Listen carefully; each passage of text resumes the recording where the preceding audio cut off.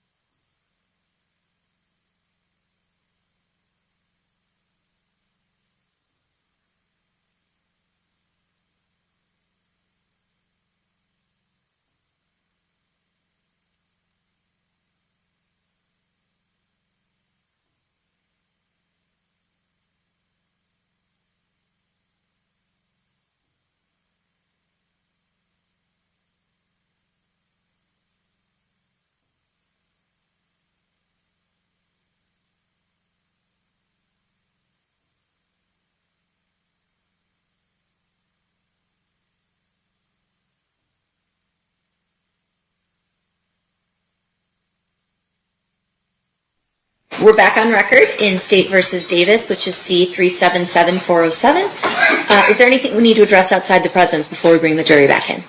No. Okay, sounds good. Let's bring the jury in. Please rise for the jury, guys.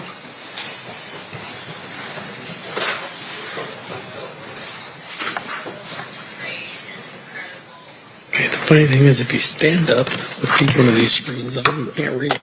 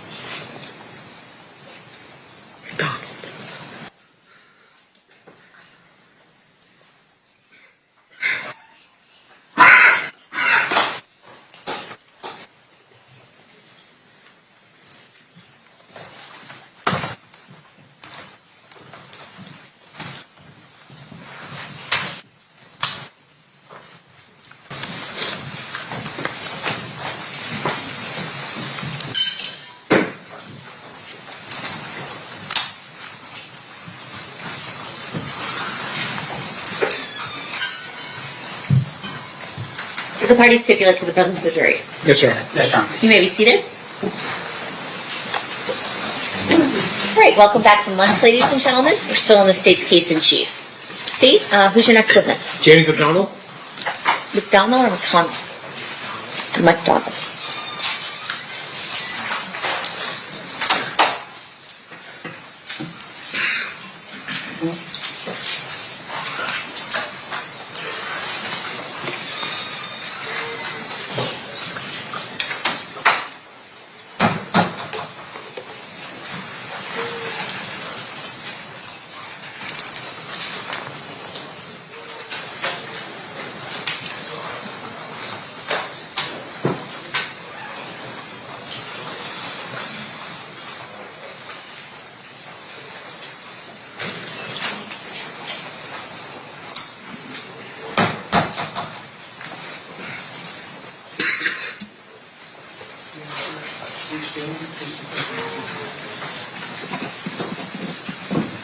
You do solemnly swear the testimony you're about to give in this action shall be the truth, the whole truth, and nothing but the truth, so help you God? Yes. You may be seated.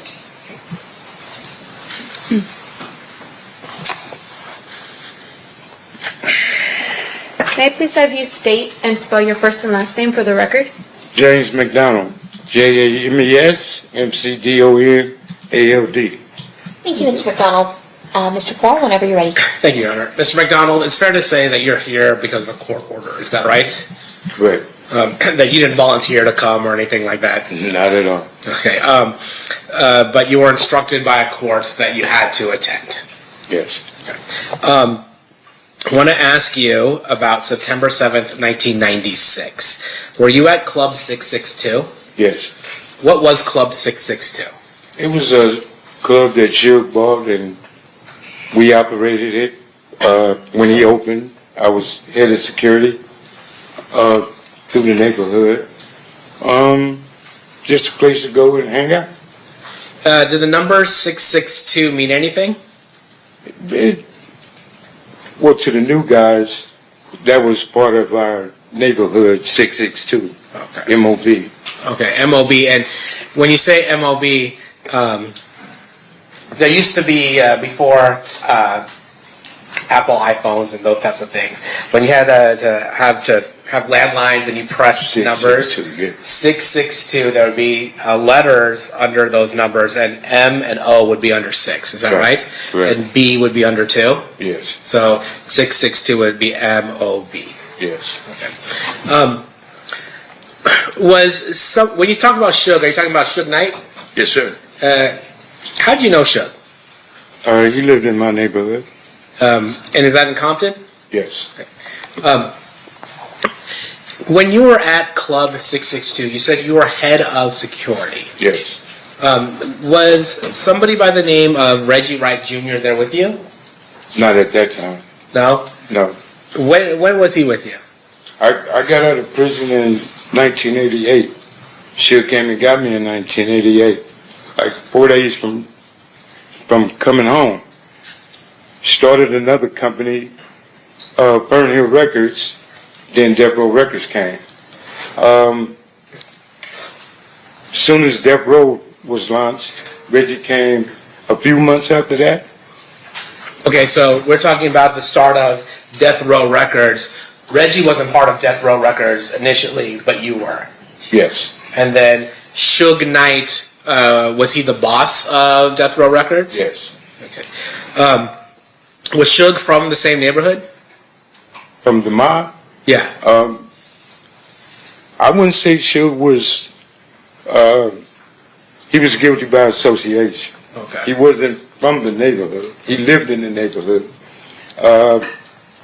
We looked at him as somebody from the neighborhood. When he started Death Row and started to recruit us, then yes, he's from the hood.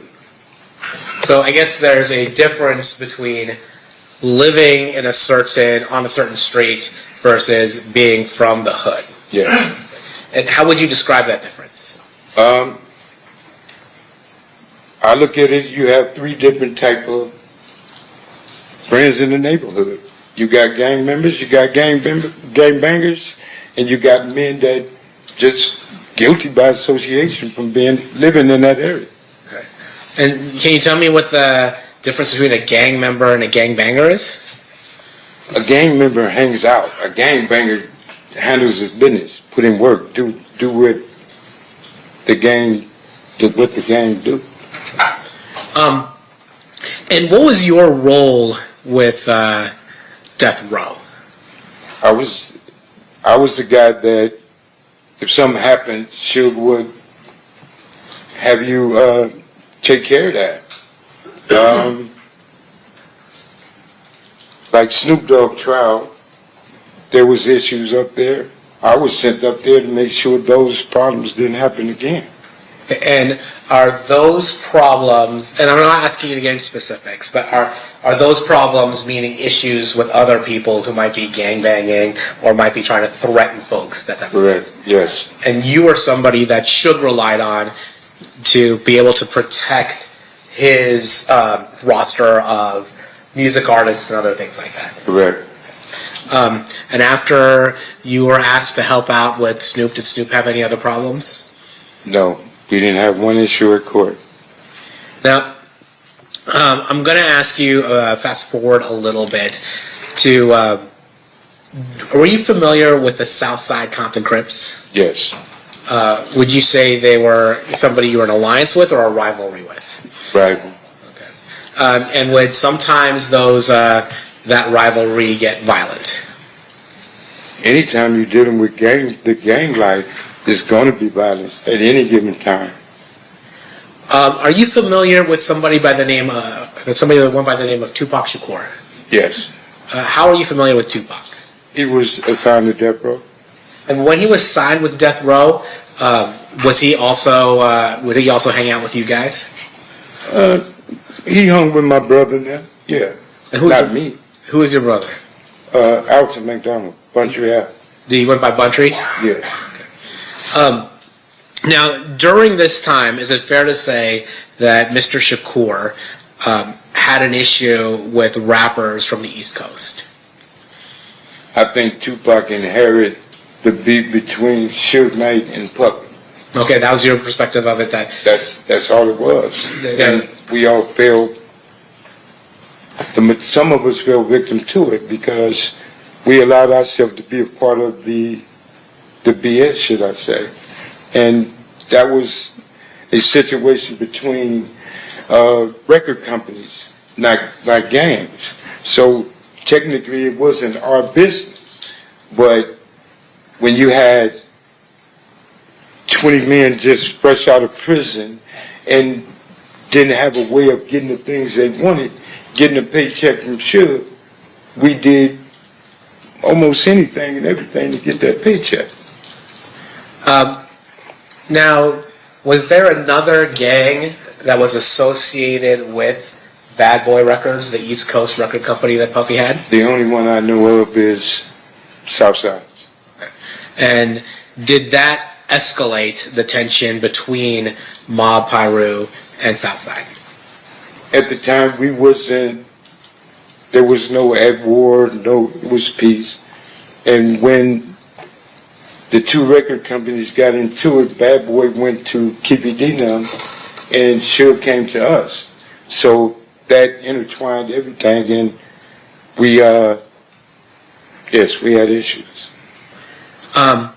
Do you recall any instances that you were at where there were those issues manifested itself in terms of violence? Are you serious? Don't ask me that right here. I can't say that on both sides. When each neighborhood met each other, there was a lot of tension. I'd say that. Okay.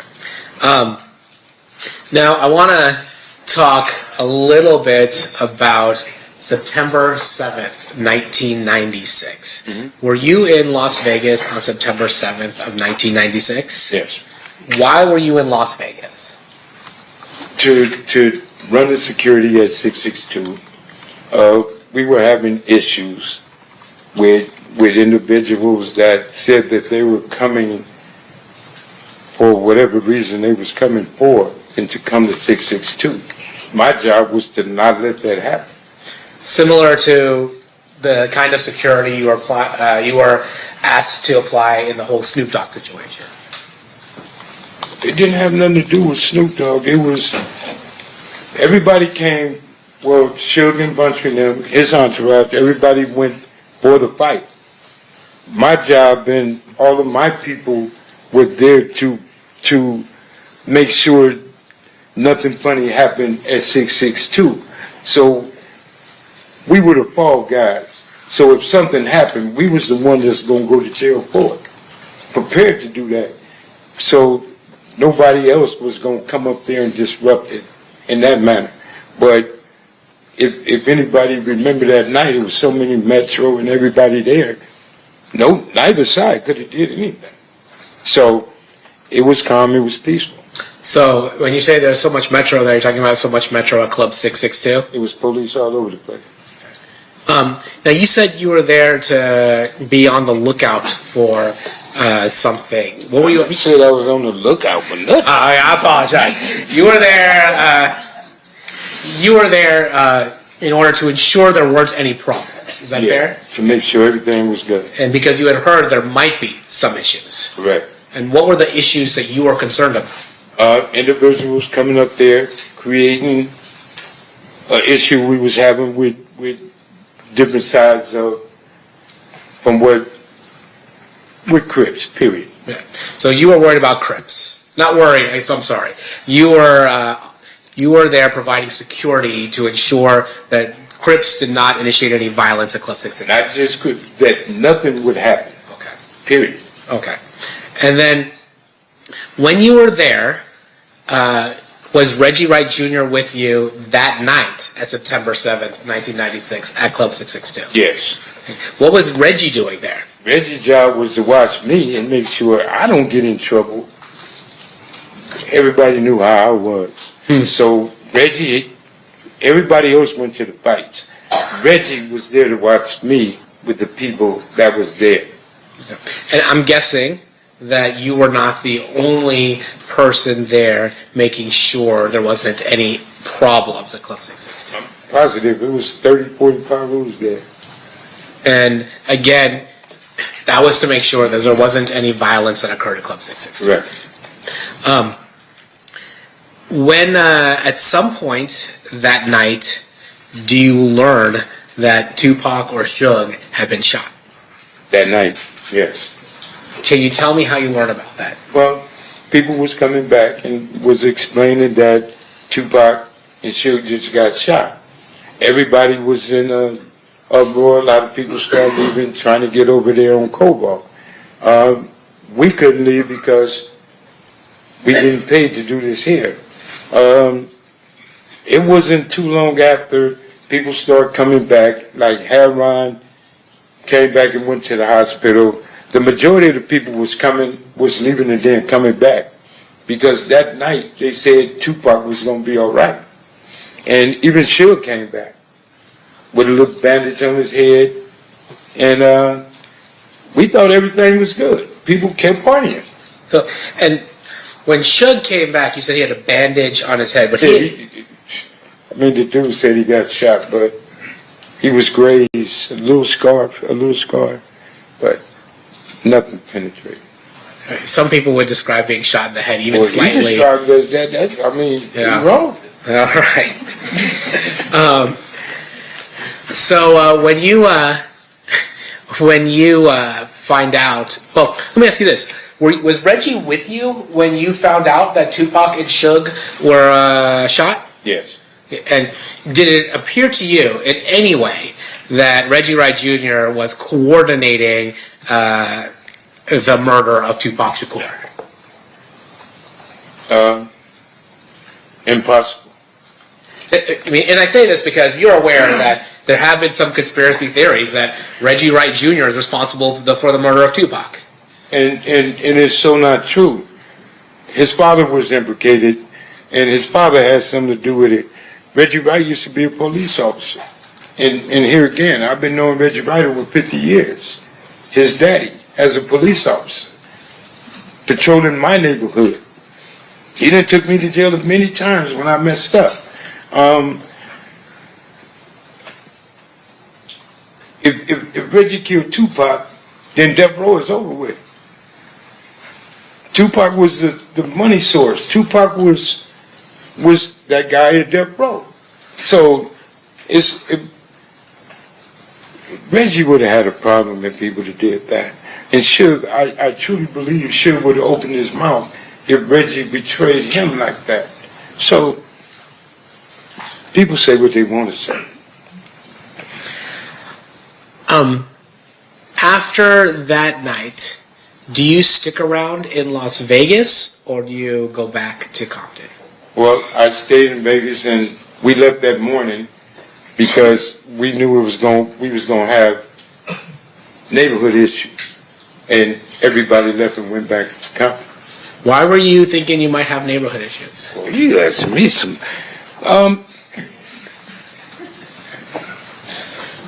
The issues that we was having was heated, and Compton was on fire at the time, and things were happening. And me personally, staying in Vegas wasn't worth it. That man in the hospital, it's time to go and protect your home front and be prepared for whatever happened there. You know what I'm saying? Like the other side was being prepared and was prepared to do things because Orlando got beat up in there. And that's something you don't tolerate. So you was going to get some repercussion from that and everything else that was going on. So living this life, you got to be ready. If you not, you might as well just lay down. Now, you weren't there for the beating of Orlando Anderson at the MGM, were you? No, I was. Yeah, like we talked earlier, you were at 662. Yeah. But are you aware of why Orlando was targeted?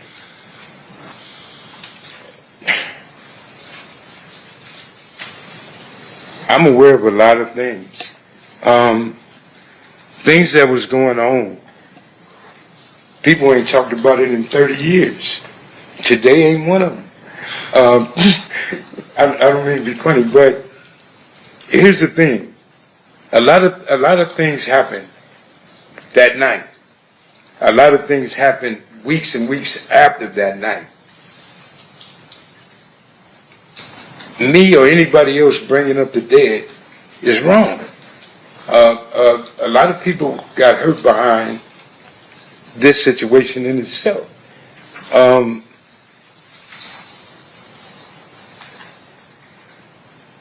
Living the life and how we lived in Compton is one thing.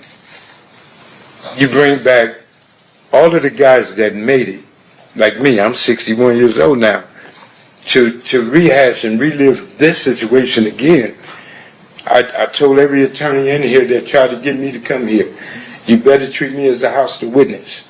And I think that's where I'm about to go now, because you're asking me questions, I can't answer those questions. Okay, well, let me ask you this. Then I'm not going to speak on Orlando. Let me ask you something about yourself. There was a rumor that Tupac had knocked you out one time. I'd have killed him. That would have been your response if that happened. I'm being honest with you and everybody else. I said it on my podcast show. Him, Suge, and my brother. I'd have shot all three of them if he touched me. That's how I was living. Why is that? That's what I was back then.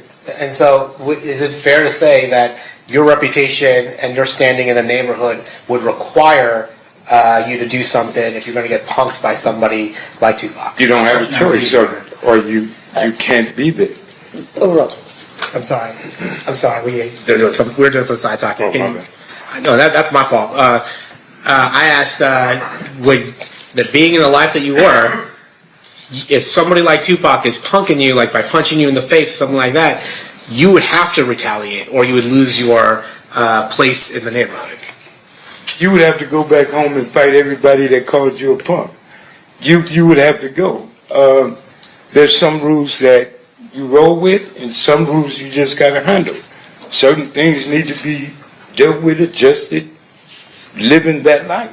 And when I was living that life, it wasn't no ifs, ands, or buts. It wasn't no, oh, you get a pass. No, I'd have shot him, to be honest.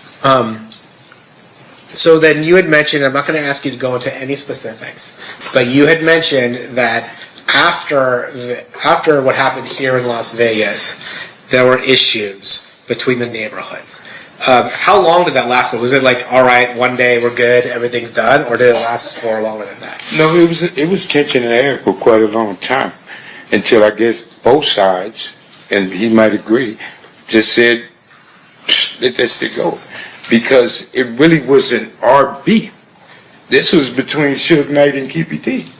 And people put themselves in situations, like myself. I'm guilty as everybody else. Like myself, I put myself in a situation to protect something and somebody that didn't have nothing to do with me. I did it for a paycheck. I did it on some just because.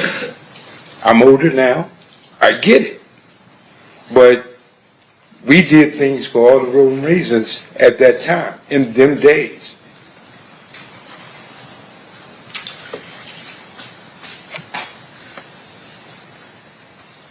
Of course it doesn't.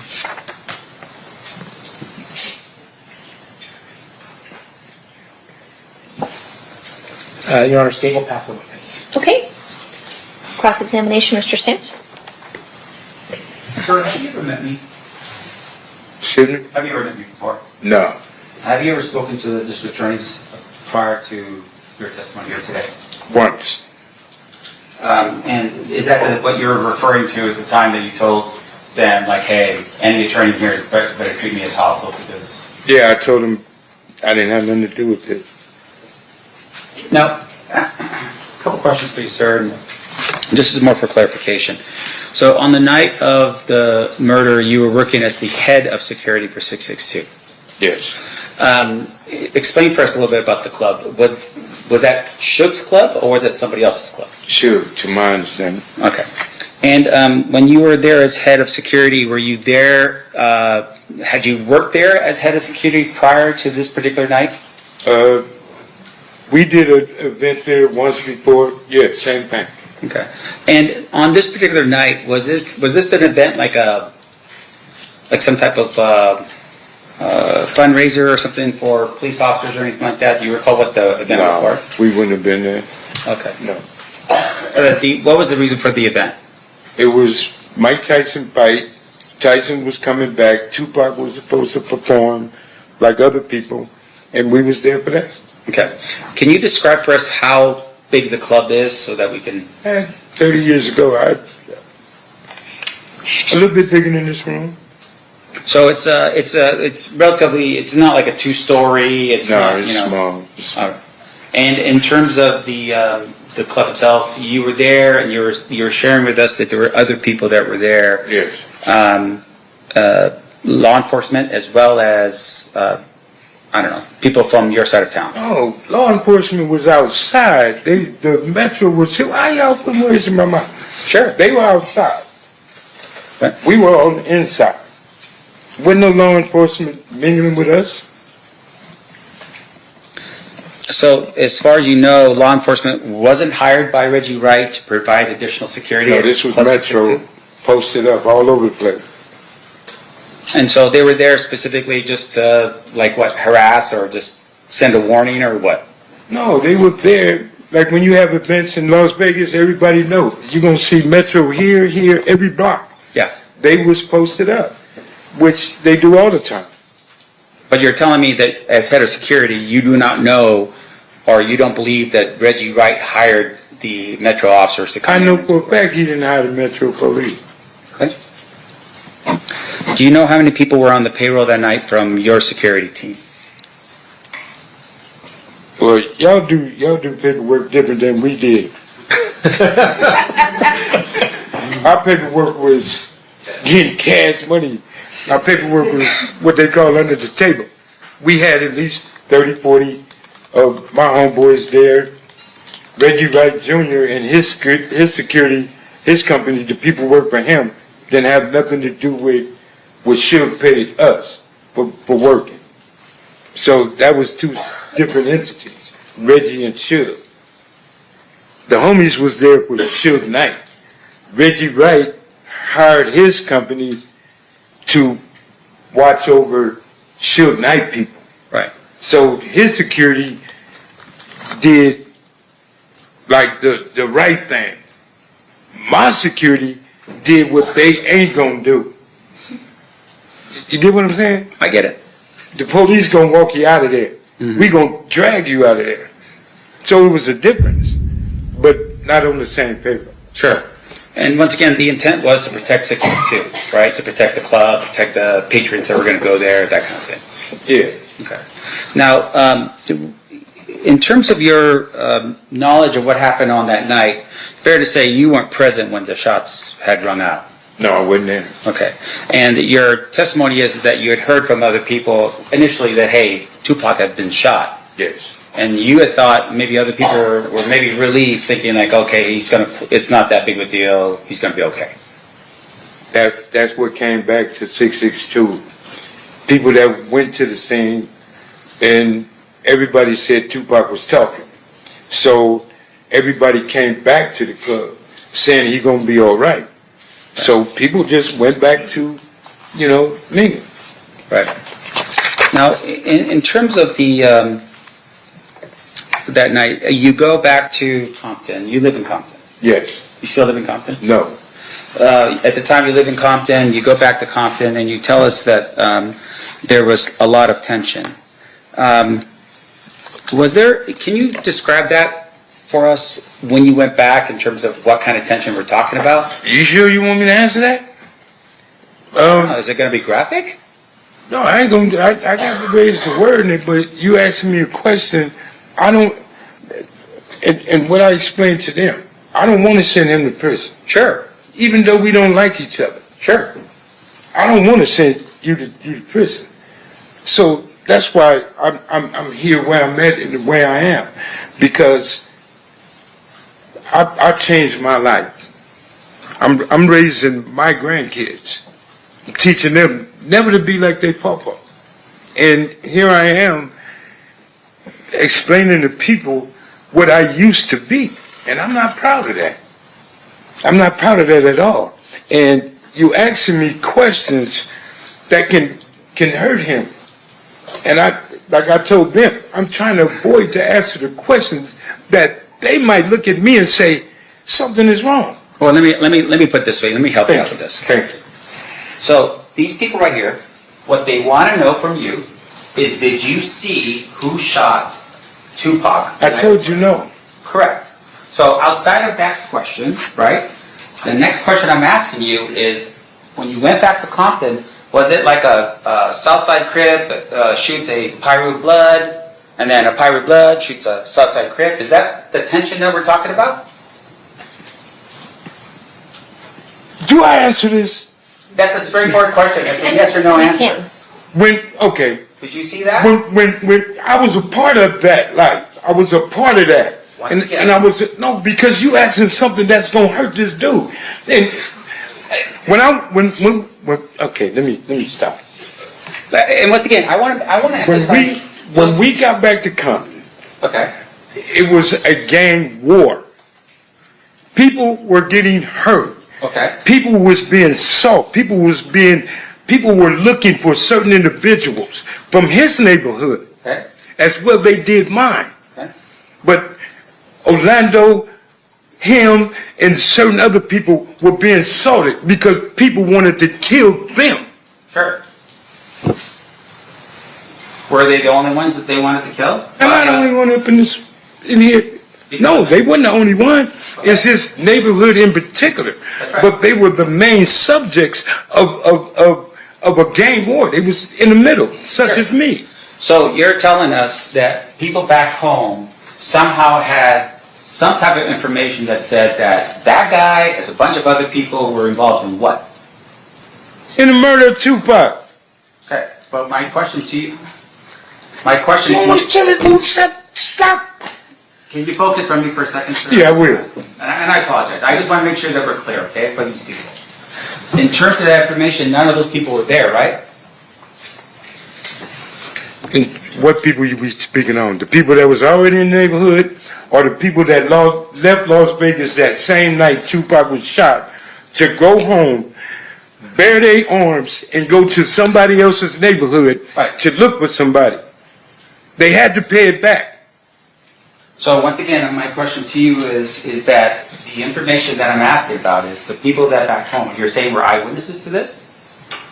How could people back home be eyewitness to something that happened in Vegas? No, that's not what I'm saying. The people that were here in listen to my question, sir. The people that were here in Las Vegas, you're telling me, were eyewitnesses to what happened and went back home. Is that what you're telling me? I'm telling you, the people that was at 662. Just answer my question, sir. Yes or no? I can't Is it a answer yes that or no? without a what you call it. You trying to tell me to say something that you're not going to understand. If you let me explain to you. No, answer my question. I'm not answering nothing. I don't know what you're talking about. Okay, Mr. McDonald, focus for a No, second. I am focused. Very. Focus on this. My question to you is this. You didn't know what happened that night because you weren't there. I was at 662. Right. Do you know who was that was there? I know everybody that was there. Okay. Like who? Talk to your lawyer, man. This dude is tripping. I'm not going to explain that. I can't answer that. Okay, let me ask you this next question then. You are telling us that people back in Compton, for some reason, knew what happened here in Las Vegas. A phone conversation. People found out when people left Las Vegas the same night Tupac was shot, went straight back to Compton. It only takes 3.5 hours to get home. Sure. Yes, it wasn't a problem for people to find out what happened. No problem at all. They got on their phones, they texted people, they let them know what happened here on the night of the shooting? Yeah. They had walkie-talkies, they had all kinds of phones. They had ways to call people to say whatever. But when people left Las Vegas that same night, after they found out and got in their cars and went home because it was a situation, Pac was shot. Okay. Retaliation is a mug. Come on, man. Like, it was for real, for real. All of this was for real. Now, the night of the shooting, did you have a walkie-talkie? A Nextel thing or something like that? No. Did Reggie Wright?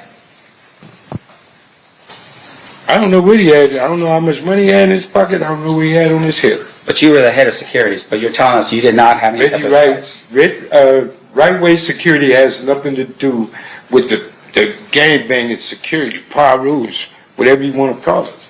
They had nothing to do with us. Okay. The phones that Suge had for certain individuals, they had the phones. Like the guy that was bodyguard for Tupac that night. Like some of the guys that was at the Tyson fight, like Suge Knight. Certain individuals had phones. Yes, they did. Okay, so, all right, I get what you're saying. You're not there, but you're saying other people were. Yes, I'm saying there was a lot of people there. A lot of people were there at the shooting that took place. That was in the entourage, yes. Let's see. Okay, just one final question. You're here today, and I think the state had asked this question under a subpoena. You're ordered to be here today, right? Yes. In terms of that subpoena, for instance, is that's the only reason why you're here is because of that subpoena? I don't have no other reason to be here. Yeah. In order for you to get that subpoena, you were served that subpoena back in California Yes. by a police officer? I don't know, he wasn't in uniform. Okay. And that order required you to go to a court in California? I had to go to court in Victorville. And then that court in California said you have to show up here. And in that court, I cussed them out and told them, you can't make me do nothing. Right. And in that court, they told me that I would be in attempted court. Me raising my grandkids, I'm not going to put my grandkids in the car and move somewhere so y'all can't find me. So all that running and living a different life, I ain't doing it. So I agreed to come. And like I explained to everybody in here, you ask me something, I'm going to be honest about. You ask me something I don't want to talk about, you're going to have a problem. Treat me as a hostile witness. You're not going to talk to me and tell me as a grown man what I have to do up here. I'm not going to send him to prison. You are. So the accusation now is because of the fact that we're trying to ask you questions, you're blaming it on me. You asking me questions. If I just answer your questions, we going to have a problem in here, a misunderstanding. And you're asking me something that wouldn't be good for him. Right. And once again, I just want to, look, we're just trying to figure out who shot Tupac. You're telling us that you weren't there at the scene. That's all I want to know. At the end of the day, that's it. Right? Was I in the entourage when Tupac got shot? No. Okay. Nothing else, right? I was at 662. I mean, that ain't hard. That's easy math. No further questions, John. Anything further, State? Jesus. All right, we've got one more phase, and then we'll let you out of here. Okay. Ladies and gentlemen of the jury, any questions for this witness? Seeing no hands? Oh, we do have one. Okay, hang on one second.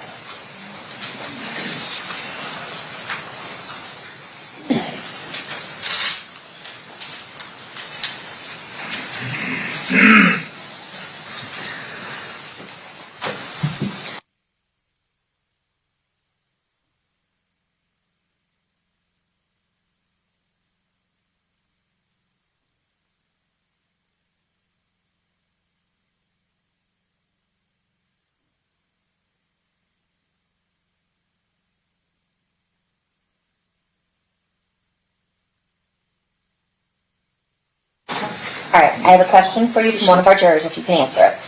Did Reggie Wright Jr. instruct security to not have firearms the night of the fight? To be honest, I don't know if Reggie Wright told his people, all the police officers, not to have guns, and I don't know why. He sure didn't tell us because we had ours. And that's the honest truth. All right. Any follow-up based on that, State? No, Your Honor. Defense?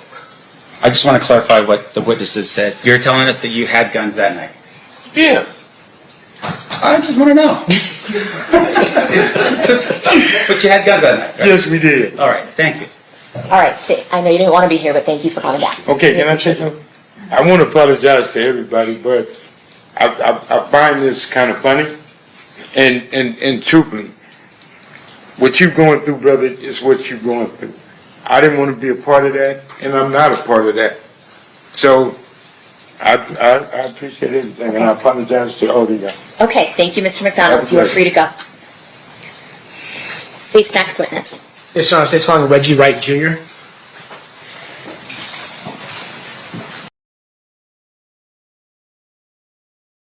Yo, what's good, y'all? What's good? Reggie Wright coming up, y'all. Reggie Wright coming up, man. I appreciate everybody in the building. It was 15 people up in here. I appreciate y'all, man. Please hit that like button if you don't mind. Obviously, this is the Tupac trial, man. They got Keefe D up there looking crazy, boy. If looks could kill, yo. If looks could kill. I know just imagine what's going through his mind right now. I'm sure he wish he could really take back a lot of the situations that he put himself in where he was running his mouth. You know what I mean? Shit's sad, B. But we gonna get into this. I want to say this too, right? Y'all notice how the question that the juror asked Marv James about if Reggie Wright told his officers, the off-duty officers that he had with him on the night of Tupac killing. The reason the juror asked that question is because people was trying to say that Reggie Wright had something to do with Tupac murder because he told his staff, the off-duty cops, to not carry firearms that night. You get what I'm saying? So that's why the juror had requested to ask that question to Marv James, that the judge asked Marv James. But y'all let me know if y'all think Marv James' testimony hurt Keefe D case in this Tupac trial.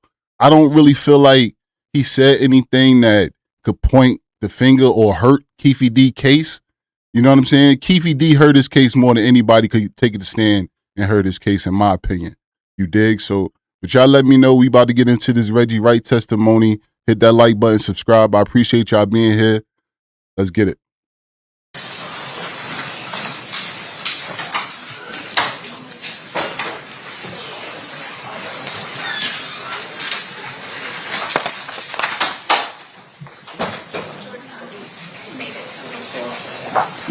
All right, Jordan's investigating the burning smell. Anyone like smelling that?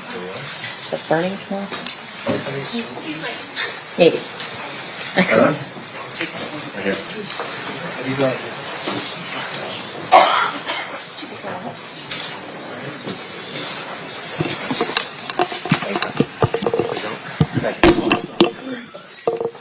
If anybody's smelling something burning, it's a burnt bagel from back there, so don't worry, we're all fine.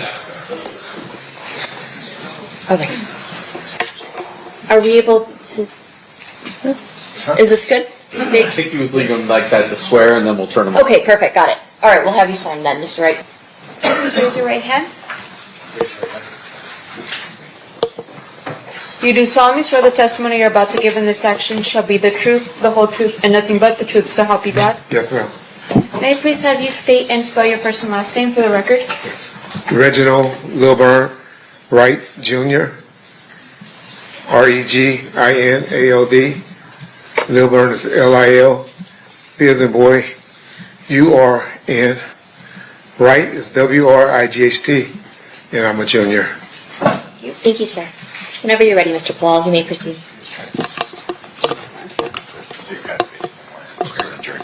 Okay, great.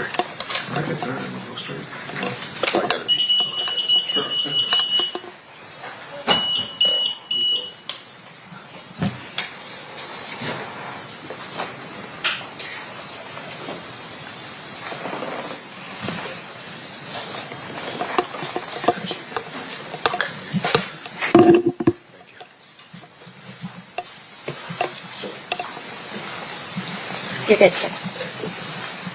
Good afternoon, sir. Good afternoon, sir. Do you mind if I call you Reggie? Yeah, of course. Okay. Sir, where did you grow up?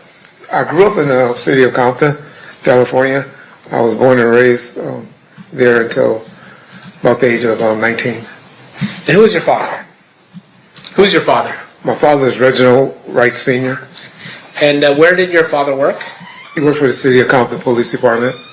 And at some point, had he risen up the ranks of the Compton Police Department to become a lieutenant, is it, of gangs? Eventually captain, but Doing most of his career was a lieutenant. Where did you ultimately become a police officer yourself? Yes, sir. When was that?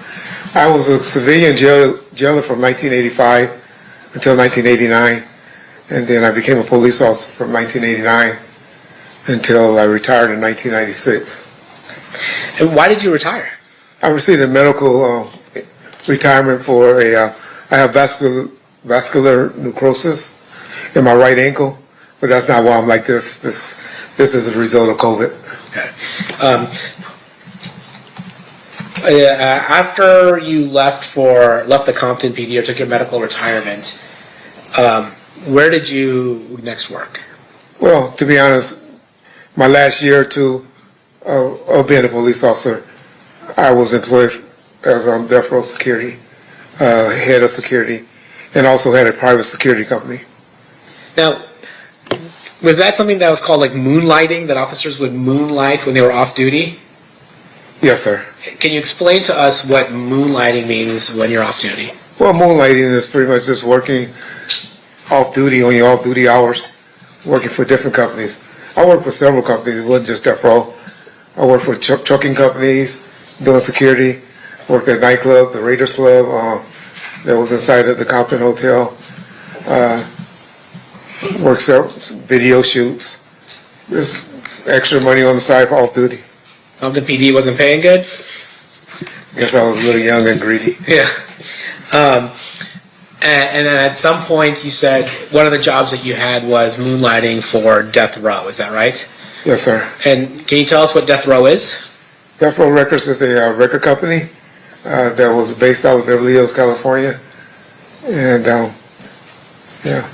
And who ran Death Row Records at that time?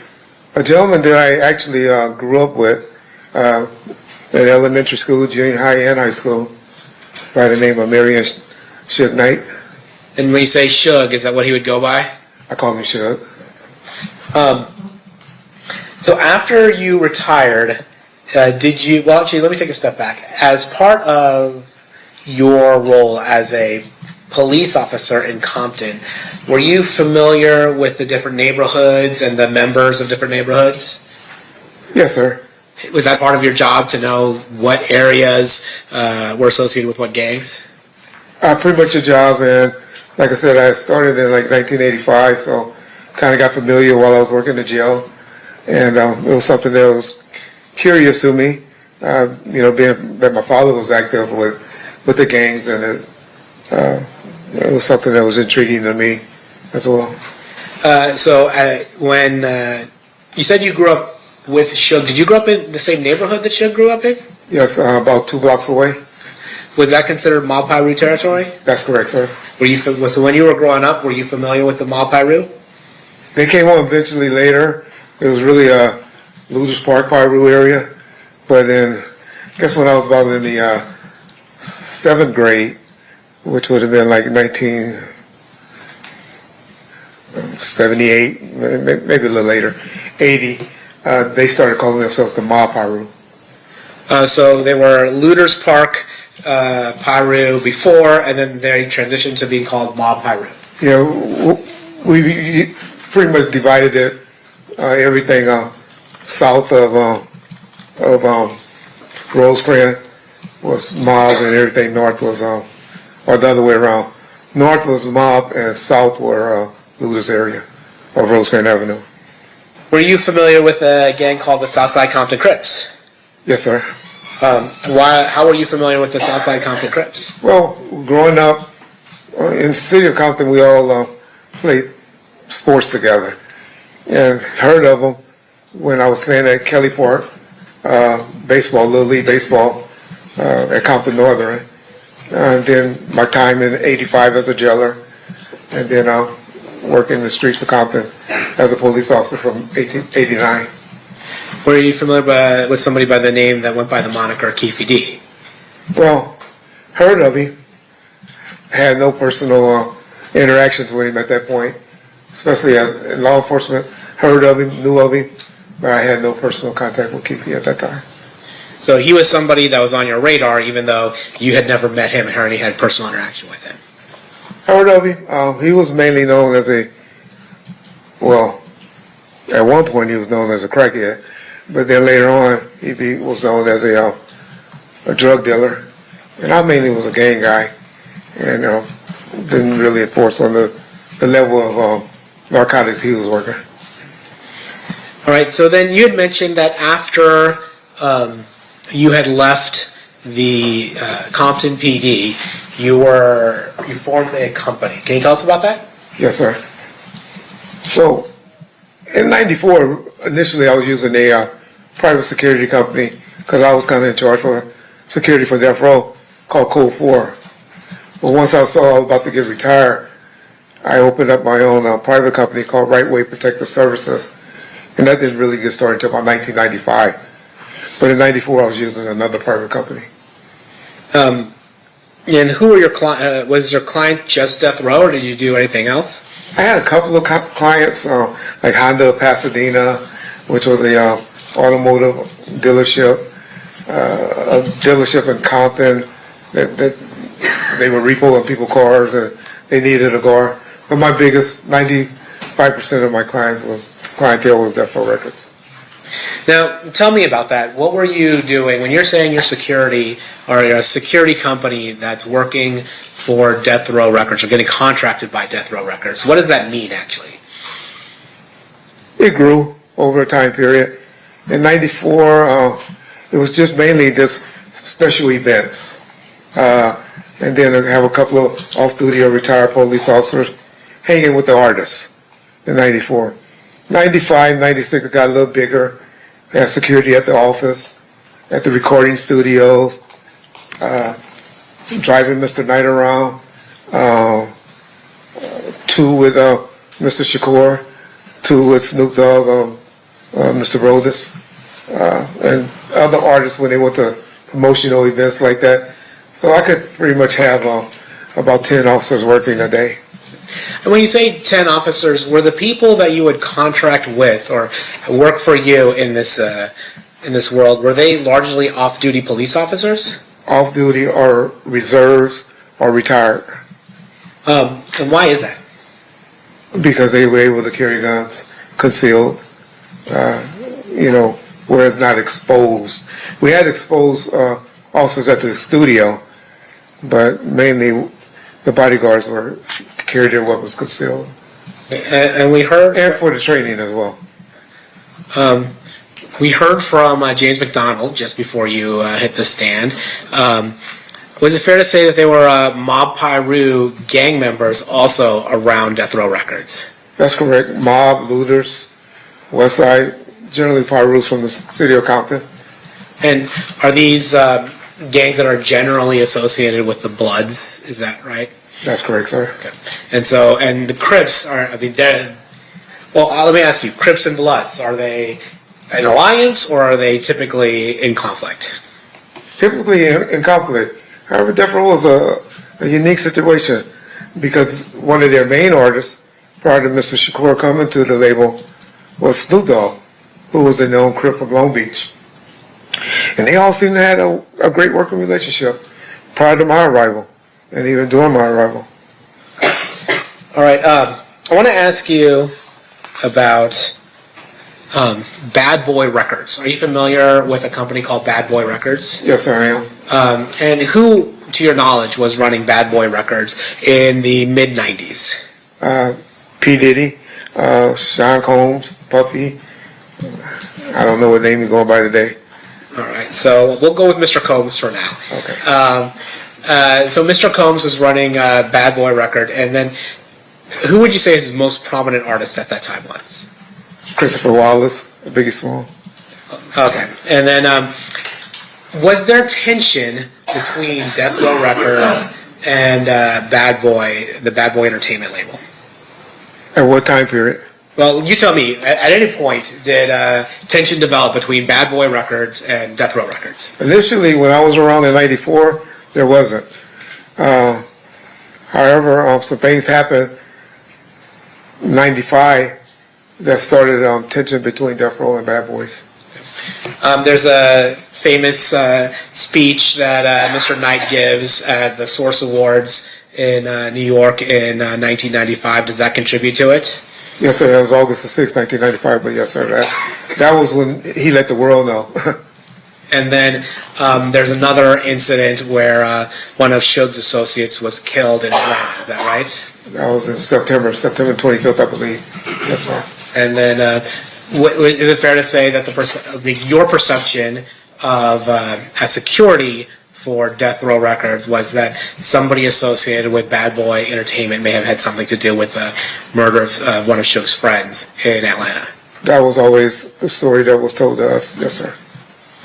And so is it fair to say by 1995, the end of 1995, that there was significant tension between Bad Boy and Death Row? Yes, sir. And to the extent that it even involved violence with regards to Suge Knight's friend being killed. Correct. That was the first time something escalated to that point. Yes, sir. As security for Death Row, how did you handle this? Well, we was always on some type of attention when it came to Bad Boys or going to the East Coast, which Suge and I continuously went to the East Coast because he had a lot of business. His distributor, the main distributor, was located out there. The big trade, like the magazines and stuff, was out there. So I can honestly say he and I, and maybe a few of his homeboys, went out there at least once a week, once a month, I'm sorry, during that time. When Mr. Shakur came home, we went down a little bit, but we were still going out there, and we didn't go as much. And when you say when Mr. Shakur came home, at some point did Death Row sign Mr. Shakur to its record label? It's debated how that happened, but I'm not asking about the how. I'm just saying, did it happen? Yes, sir. I believe he came home October the 12th of 1995. Now, as security for Death Row, were you aware that Mr. Shakur was actually out on a bond, an appeals bond from prison from New York? Yes, sir. And I believe the allegation has something to do with sexual misconduct. Is that right? Yeah.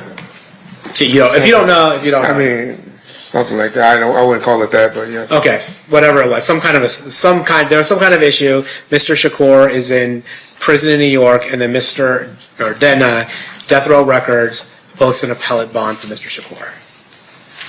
They have some other companies, but yes, sir. Okay. And then Mr. Shakur does he move to where Death Row is, or does he stay in the New York area, or where does he go? No, I remember, I picked him up from the airport, me and one of my security guys named Kevin Hackey, and we took him immediately, we went to Monty's restaurant and ate, then we went to the studio, the recording studio that night, and from that point on, we got him into a room, took him to the Peninsula Hotel, where he stayed for, I believe, a month or two. Then he got a spot on Wilshire, and later on a house in Calabasas. As the head of Right Way Security, which was contracted by Death Row Records, were you responsible for Tupac Shakur's security? Yes, sir. How did you handle Tupac Shakur's security? Well, I had two guys that were primarily always assigned to him. One guy was a guy by the name of Kevin Hackey, who was with him a lot at the beginning. Later on, towards the end, a gentleman by the name of Frank Alexander was the one that worked with him as well. And then I will always have additional guys, like Al Giddings, as one of them fill in for him when those guys wasn't available. But generally always had one security guard with him. After this particular song came out, in about May or June, we upped it to 2 security officers.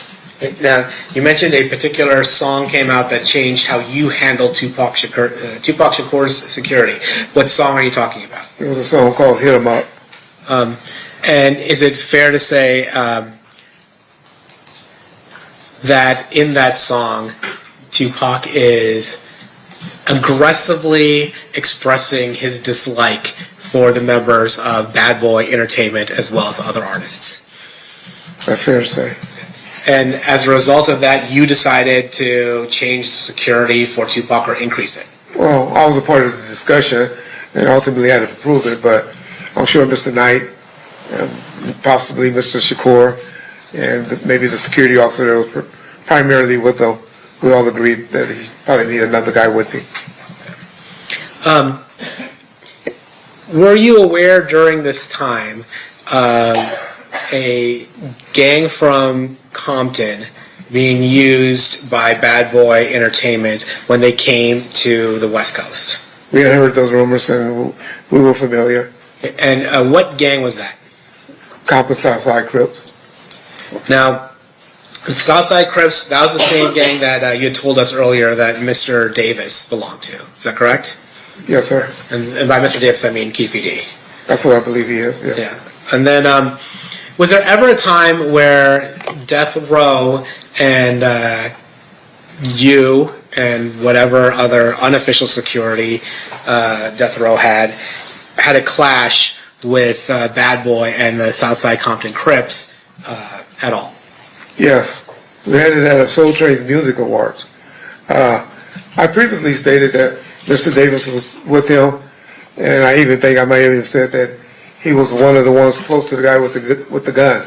Never said he was the one with the gun, but there's been out there, social media, where a gentleman has came out and admitted that he was the one that actually had the gun, that particular incident, by the name of C. Gutter. So do you remember, well, I'm going to ask you what your independent recollection is. Tell us about that incident. So we're at the Soul Train, what is it, the Soul Train Music Awards? Soul Train Music Awards, yes. And approximately what timeline are we looking at? April, May of 95. Of 95? Sorry, 96. Okay, of 96. I'm sorry. And you had mentioned before the song Hit 'Em Up. Was this before or after the song Hit 'Em Up? That was before Hit 'Em Up. Okay, that was before Hit 'Em Up. Okay. Okay, tell us what happened at the Soul Train Music Awards. We pulled in. Originally, we had an entourage of about 50 people with us, but they only allowed two cars of us to get back in the back parking lot, because that's where they had all the setup and the motorhomes and stuff like that. So we drove in the back. Mr. Knight, Mr. Shakur, and a few of the outlaws was inside of a Hummer, and myself as Frank, which was Tupac's security that night, Mr. Shakur's security that night. We drove in behind them. As we was getting out of the vehicle, or getting ready to park, Mr. Shakur saw Christopher Wallace and Puffy and a group of people, a few guys that I recognized from the South Side, in that entourage. As they were, Mr. Shakur immediately became enraged and started yelling, and confrontation between Mr. Small, Biggie, and Mr. Shakur took place, to the point where one of their guys brandished a weapon. And then that's when I pulled my firearm and towards him and begged with him, pleaded with him not to raise the gun. There was some security from the Nation of Islam there. They got in the middle of it, broke us up. The gentlemen took off and ran towards the street in the parking lot. I'm sorry, who ran towards the street? The gentleman with the gun and couple of the people that was with him took off and ran. Now, you said that Southside was providing that type of backup. They were with them in entourage, sir.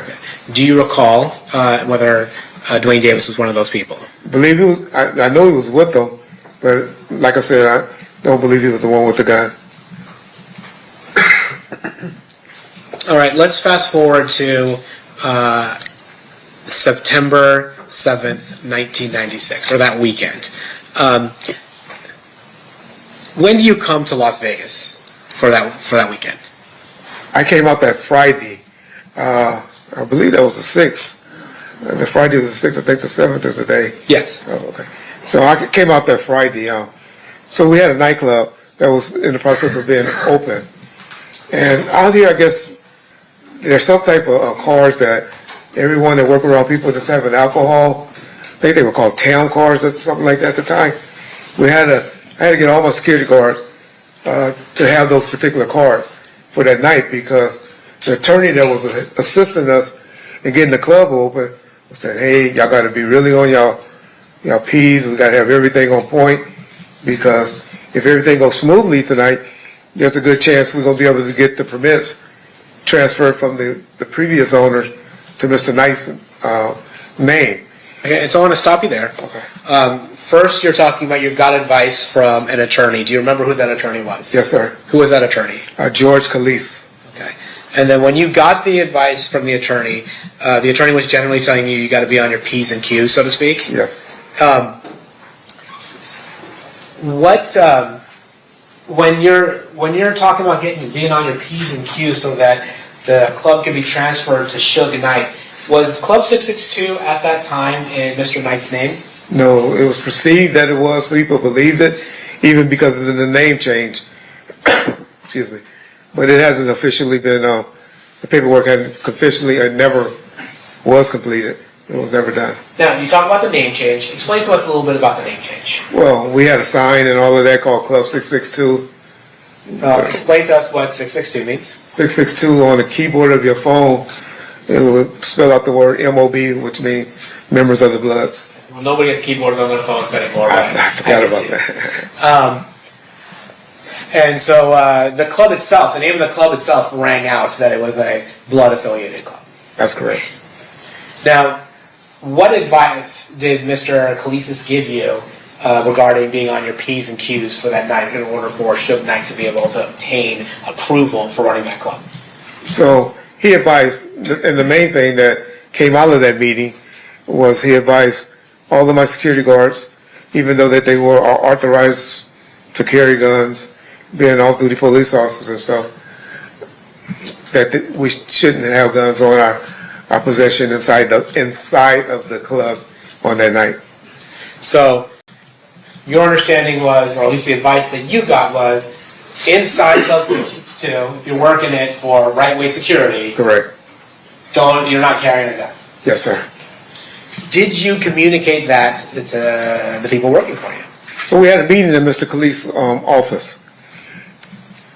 He said it. Mr. Khalif said it. My guys probably wouldn't have did anything if I didn't echo it. Today I can't say I echoed it and agreed to it, but I'm sure I did. What you're saying is you don't have an independent recollection, but you think you probably did echo Mr. Khalif's advice. Yes, sir. And when was this meeting?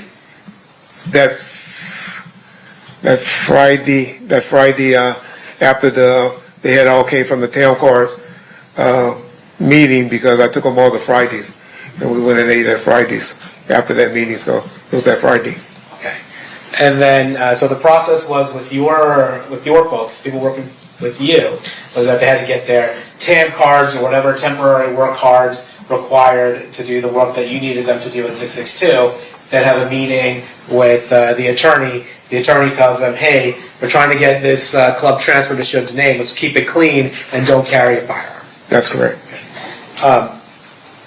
Did you do anything else that night, Friday at all relevant to the events that occurred on September 7th, 1996? The club actually opened on Fridays and Saturdays, but for some reason we didn't get a big attendance on Friday nights.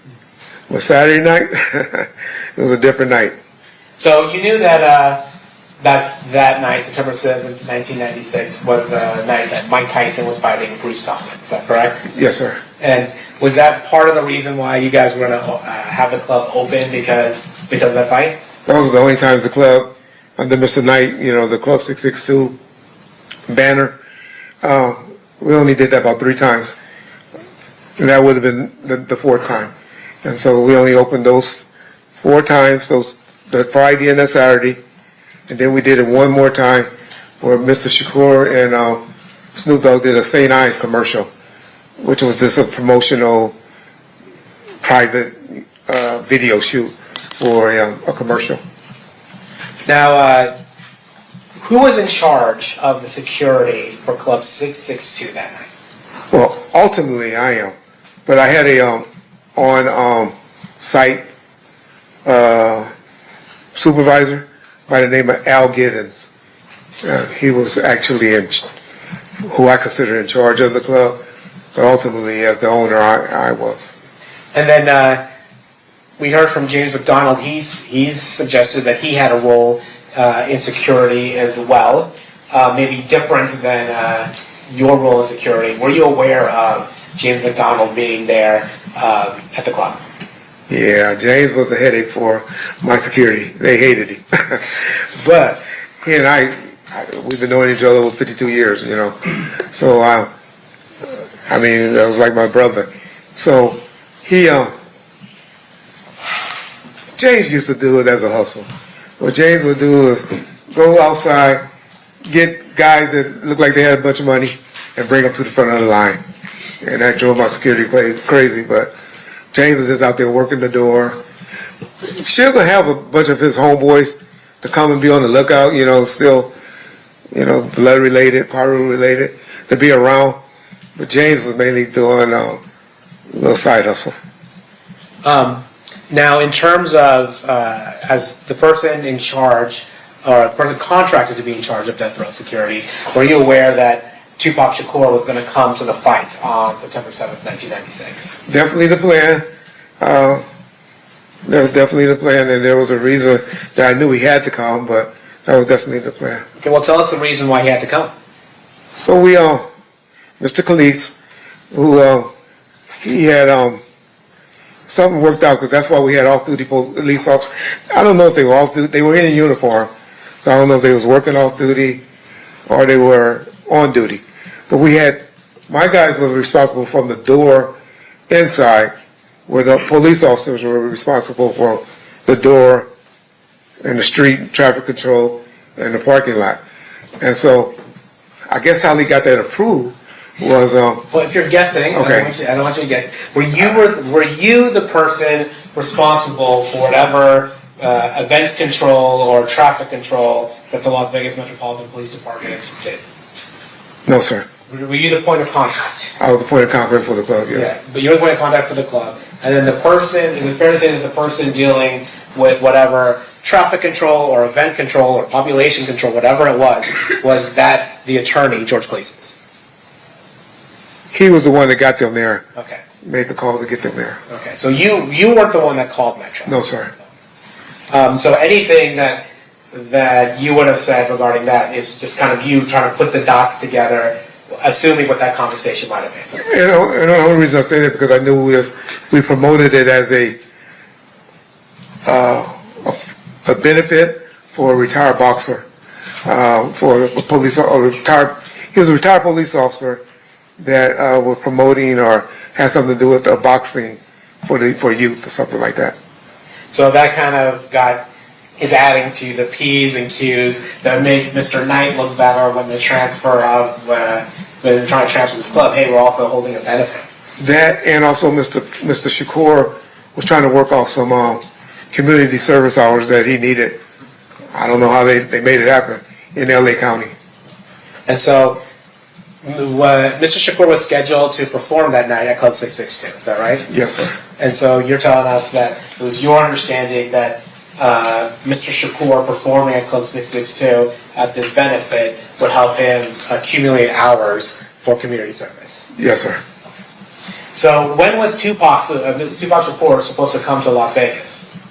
Well, they always came up on that Saturday. I know that they arrived about 4 p.m. on that Saturday, but if they were scheduled to come out earlier or not, I'm not sure. And then at some point, who's the security for Tupac that Saturday? Mr. Alexander, but he was out there with me, getting the town cars and everything. Mr. Shakur actually rode up with, I guess, his fiance and a few members of the Outlaws. And who are the Outlaws? The Outlaws is a bunch of people actually, but it's a group of rappers that works with Mr. Shakur that he was trying to help get their careers going. And was Malcolm Greenidge one of the members of the Outlaws? Yes, sir. And I think he goes by the name Edie Amin. That's correct, sir. And Katari Cox, was he one of the members of the Outlaws? Yes, sir.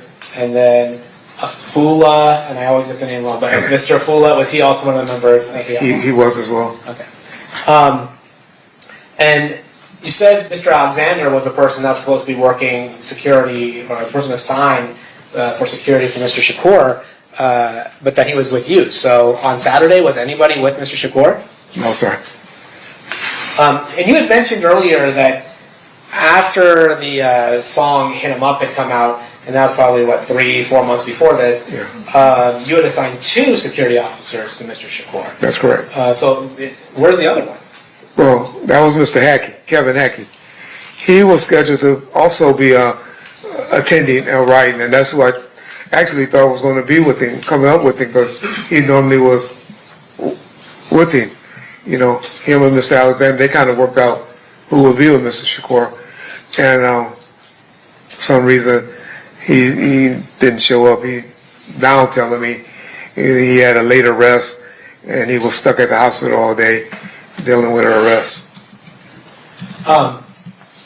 So the fight night arrives. Where are you? Do you go to the fight? I went to the parking lot of the fight, saw it was kind of hectic to get inside, but also got a call from Mr. Giddings, Al Giddings, who was my supervisor at the club, and they was having some logistic problems, some problems there, and I elected to go and get things in order at the club. So you get to the parking lot at MGM, see it's a little crazy, and decide to head over to Club 662. That's correct. And was Club 662, it was on Flamingo, is that right? 1700 block of Flamingo, yes, sir. Okay. Actually, can I see Exhibit 2? I'm going to publish Exhibit 2, which has already been admitted. All right, actually, Mr. Wright, you're not positioned great for any of this, but there we have. Can you see 662 up there? I don't have my glasses. No, don't worry. I'm sorry. I got you.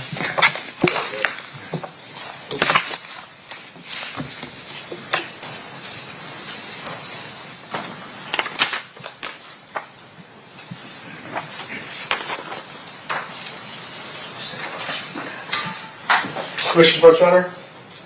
Your Honor, Commissioner Brooks? Oh, yeah. I'll move about the courtroom freely. Thank you. You see clubs, there's a red 662 club on this map. You see it? Yes, sir. Is that accurately representing what Club 662 was? Yes, sir. So you leave the Las Vegas Strip and head over to Club 662. That's correct, sir. Did you handle the logistical issues at Club 662? Well, I guess. I'm sure we got worked out. Yes, sir. And then, was Club 662, did you stay at Club 662 or did you head back to the Strip that night? No, I stayed there the whole time until I was contacted by some other individuals. Okay, so we'll start, before we get there, how was 662 super busy that night or was it kind of less crowded? The clubs generally didn't start getting crowded until about 11 p.m. I think we were there like 8:30. So it eventually got there, but I wouldn't call it super crowded at that point. And then you said you were there and then you, something changed. Well, we all know that on September 7th, 1996, Tupac Shakur was shot and Mr. Knight was at least grazed in the head by a bullet.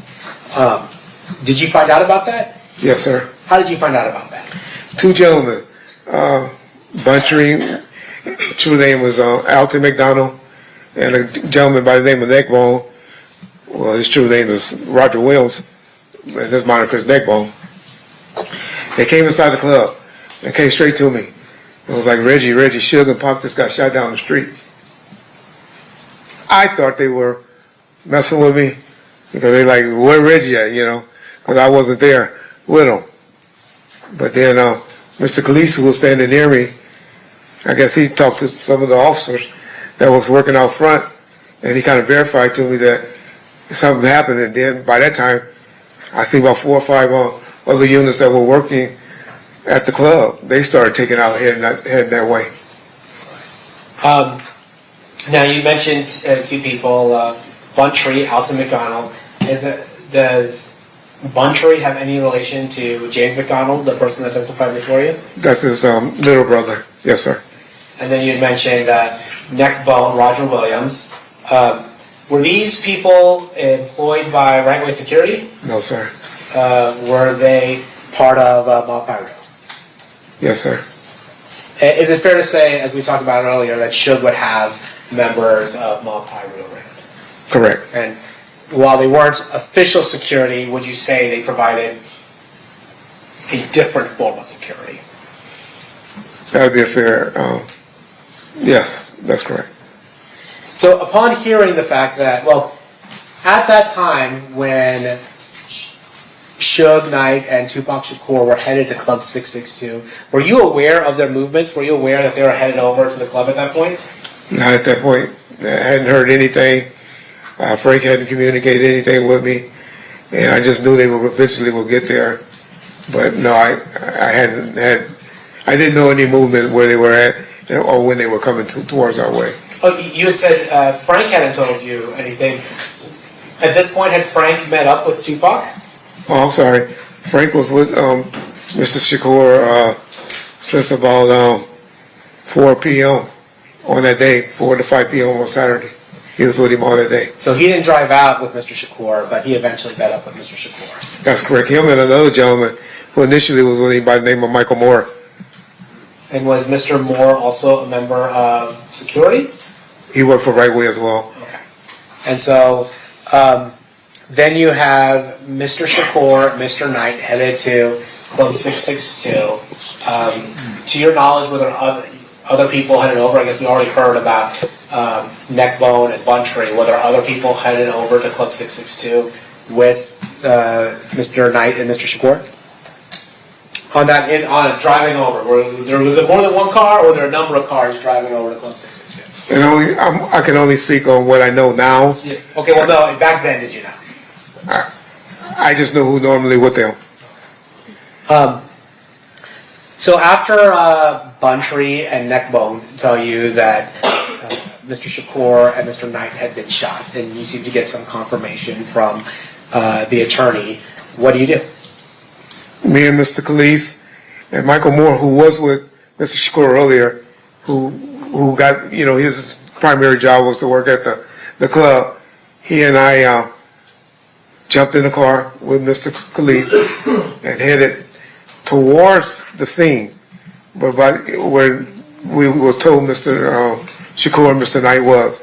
However, en route, Mr. Khalees was on the phone, and we were notified that they were headed to UMC. So did you go to UMC then? That's correct. Now, taking a step back, did you see the car that Buntree and Neckbone arrived to Club 662 in? Eventually, yes, sir. And did you notice anything notable about that car? Yes, Mr. Buntree, he had a Toyota Supra that was black, and he had one bullet hole to the driver's side fender. Now, let's go back to, you're on your way back to, or you're on your way over to UMC. What happens at UMC? Get there. Of course, Mr. Knight and Mr. Shakur was in the emergency room. I didn't get to see Mr. Knight until about 3 hours later. I saw him, but there was a lot of people gathering.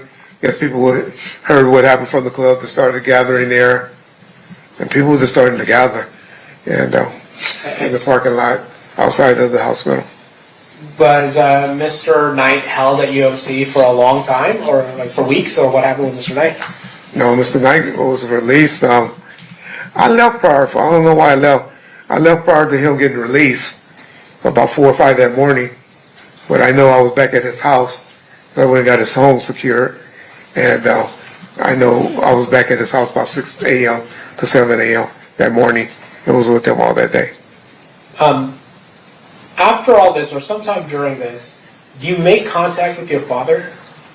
Yes, sir. How do you do that? By phone.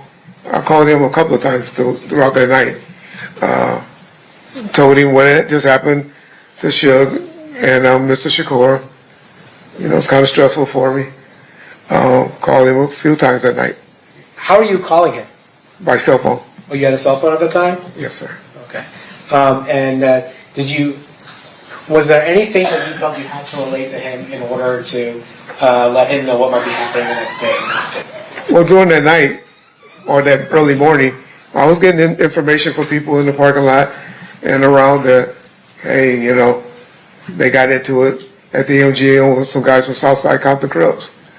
And so I relayed that to him. They didn't know who the people were, just that they got into it from some guys from Southside. And I told them, hey, it's going to be trouble back in Compton. When did you go back to Compton? When did you go back to California? Yeah. About 2 weeks later. So you were in town while Mr. Shakur was at the hospital? The whole time he was at the hospital, and the following week as well. What was your role while Mr. Shakur was in the hospital? I had 2 guys assigned outside his door the whole time he was fighting for his life. And they were there just, we had problems with, I remember a candy striper tried to sneak up and take a picture of him while he was lying, fighting for his life. And we were just trying to keep people out. Of course, Ms. Shakur, his mother, was in charge, but just mainly trying to keep people out that she didn't want in or got her permission to come in to see Mr. Shakur while he was fighting for his life. And then you had said after Mr. Shakur had passed, you stayed in Vegas for another week? That's correct. Why is that? Well, I'm the one that actually received his ashes and had one of my security guys by the name of James Green fly back with the ashes and eventually delivered them to someone in the family. I believe it was the mother, but if it wasn't her, it was somebody that she authorized to receive the ashes. Okay, but you weren't the person that delivered the ashes. James Green was. You received the ashes and Yes. then gave it To James. Ray. Yeah.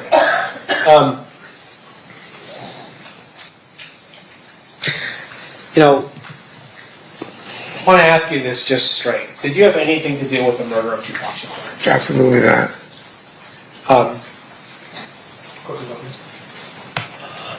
Orlando Anderson, the revocation hearing. As a result of the beating of Orlando Anderson at the MGM Grand, were there any legal proceedings that involved Mr. Knight? Yes, sir. Is it fair to say that Mr. Knight was on probation at the time of the beating at the MGM Grand? He was. Actually, can we show 115? Actually, I don't even know that Mr. Wright can see. We can take the computer up to him. I just have to open it. It'll go off the screen though if I take it off here. You want to do it on your computer so he can see it up close? And I'll play it for the jury. I assume you want. Yeah. You want the white one, right?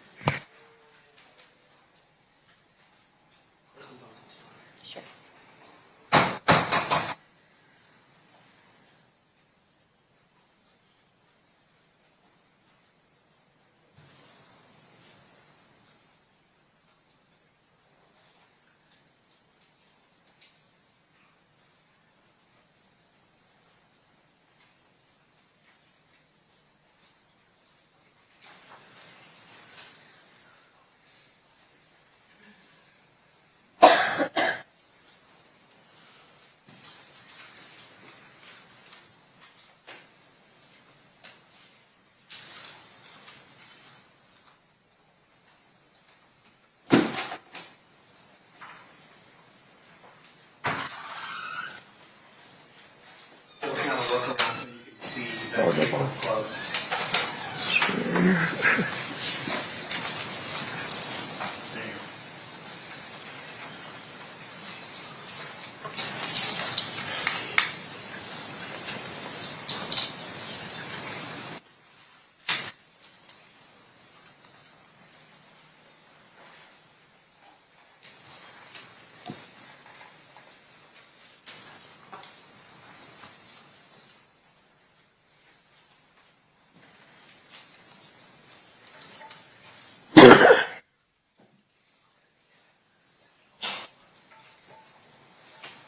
Try and coordinate this, Judge.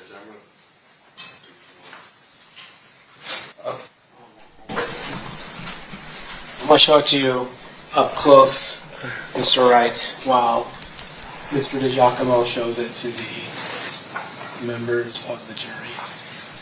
And Mr. DiGiacomo, Before you said you want to start it? yeah, for the record, this is State's Exhibit 115B at 7 minutes and 4 seconds. Okay.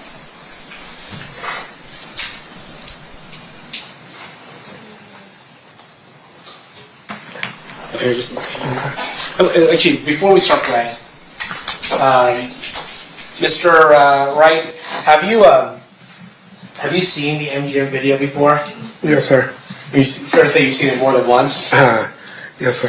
and that partly because it was part of a revocation proceeding that involved Suge Knight. That's correct. Now I'm going to show you 115B, starting at 7:04. I'm clicking. 1 second, not just yet. I'm clicking right now.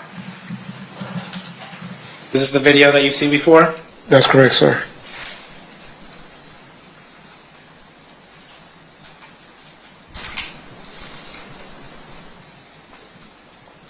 I'm going to pause. Starting at 7:20. 7:20. Did you recognize the folks that were hitting Mr. Anderson there? Hitting or kicking? Hitting or kicking, yeah. Yes, I do. Who were they? The gentleman in the white with the black hat on was We'll try and coordinate this again.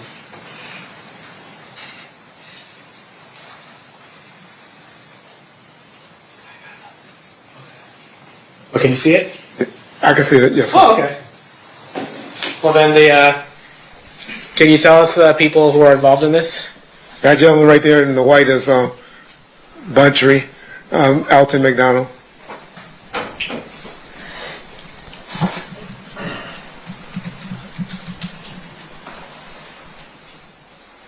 There appears to be somebody in a gold shirt. Who was that? That appeared to be Mr. Shakur.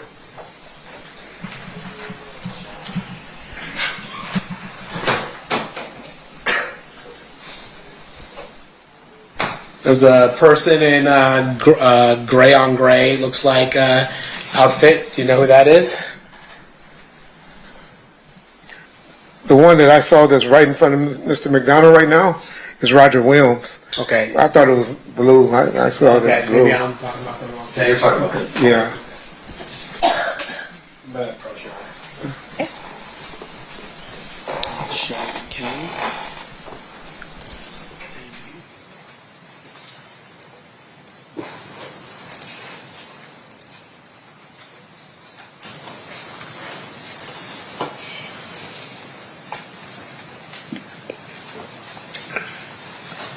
Well, that's Mr. Knight, and then that's Mr. Williams. And then, so you see Mr. Williams, Mr. Knight, Mr. Shakur. Those are the people that are evident to you in this portion of the video. Is that That's right? correct, sir. And then we have another video of everybody leaving.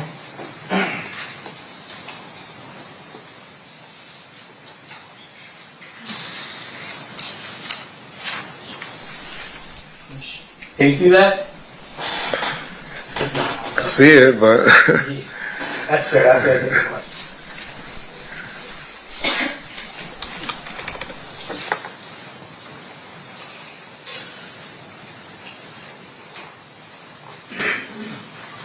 Okay, I'm going to show Mr. Wright 115C.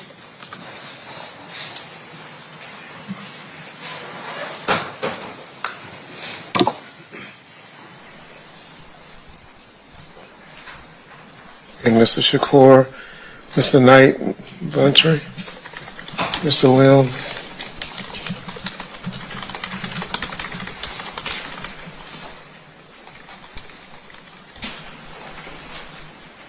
I don't see Frank yet.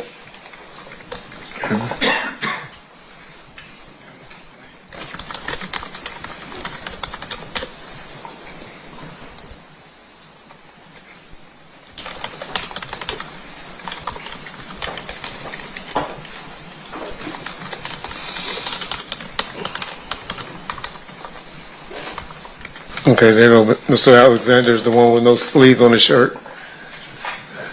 And he's leading the pack now. Did you see Trayvon Lane?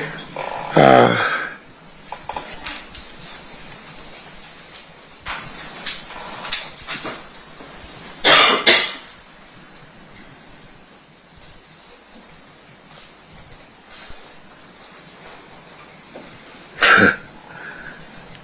don't see Mr. Lane yet. I know he had a hat on. I've seen him before. I don't see him right now, though. Let me look again.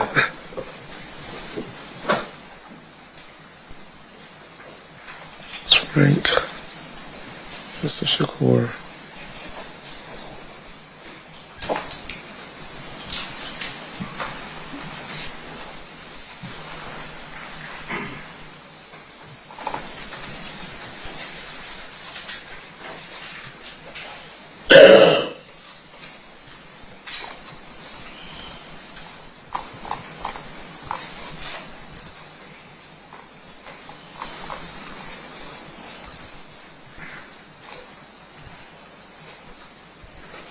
I'm sorry, I don't see Mr. Lane. I'm sorry.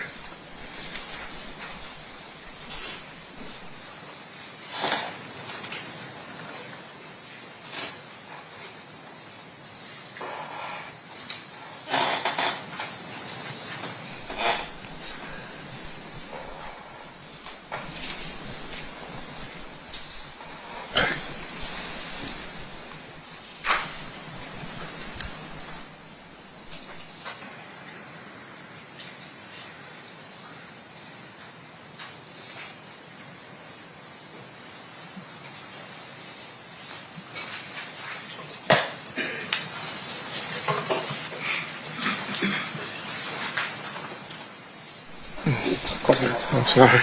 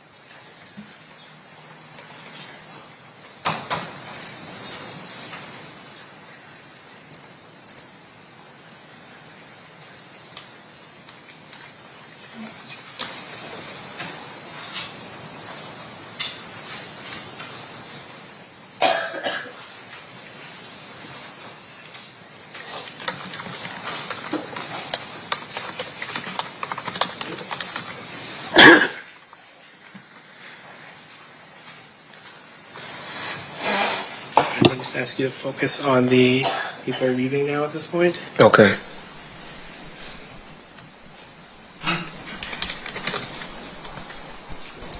Right there, upper right. Yeah. So you see him. Yeah, he has the hat on. Upper right corner is Mr. Lane. So you see him leaving the scene, but you don't actually see him during the. Altercation. You don't see him actually hitting I didn't Mr. see him, no. Mr. Anderson. I didn't see him do that. But he's with the group that's fleeing the beating of Mr. Anderson. That's correct. I'm going to show you what's been marked as State Proposed Exhibit 60. Do you recognize who that person is? That's Mr. Lane. Do you recognize the person in State's Exhibit 7? Actually, no, I gave you the wrong one. State's Exhibit 2. Yes, I recognize him. That's Mr. Davis. Okay. I'm going to show you the person depicted in State's Exhibit number 3. Mr. Anderson. And lastly, I'm going to show you what's been marked as State's Exhibit 72. Do you recognize what's in that? It's a Defo J, yes.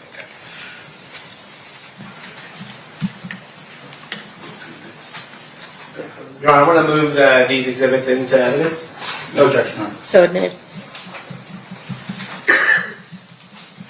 Can you show number 6? This is Mark 6. I think it's 060. There you go. Is that the person you identified as Trayvon Lane? Yes, sir.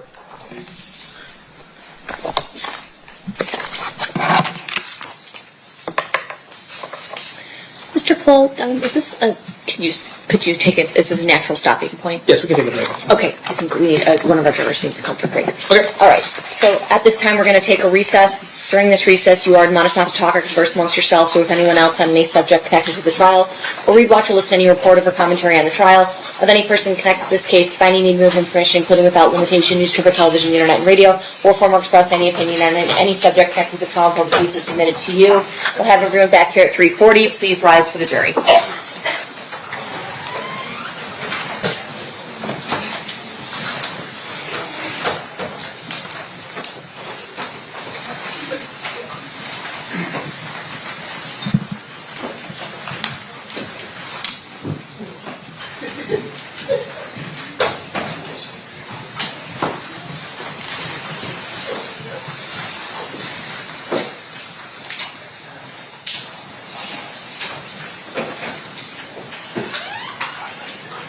For the record, the jury has exited the room and will be in recess. Mr. Wright, did you need any water bottle or anything? I have one. Thank you, You ma'am. got one? Okay. Thank you, ma'am. All right, no problem. And Your Honor, if we could just Well, that was it for day 2, y'all. I'm about to pull up day 3 to see what's going on today with this trial. Well, matter of fact, that was a recess. So we gonna see what happened after recess. See what Reggie talking about. All right, we back at it. Let's go.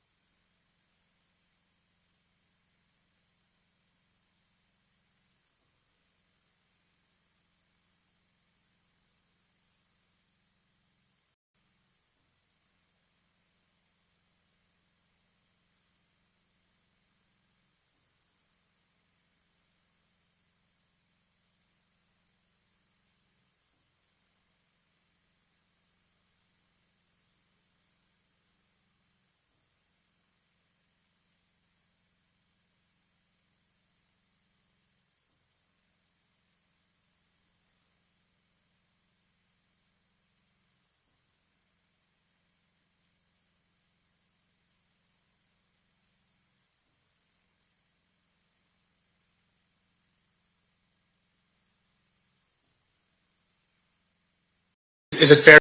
I see both ways.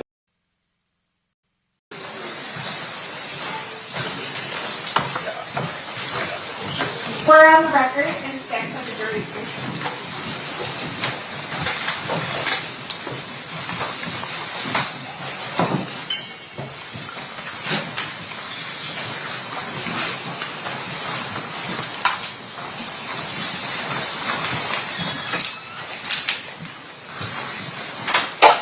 The party stipulate to the presence of the jury. Yes, Your Honor. Yes, Your Honor. You may be seated. You may proceed. Thank you, Your Honor. Mr. Wright, would it be easier to look at the monitor on the witness stand, or are you able to see that better? Pictures this size, I can see both ways. Okay, all right.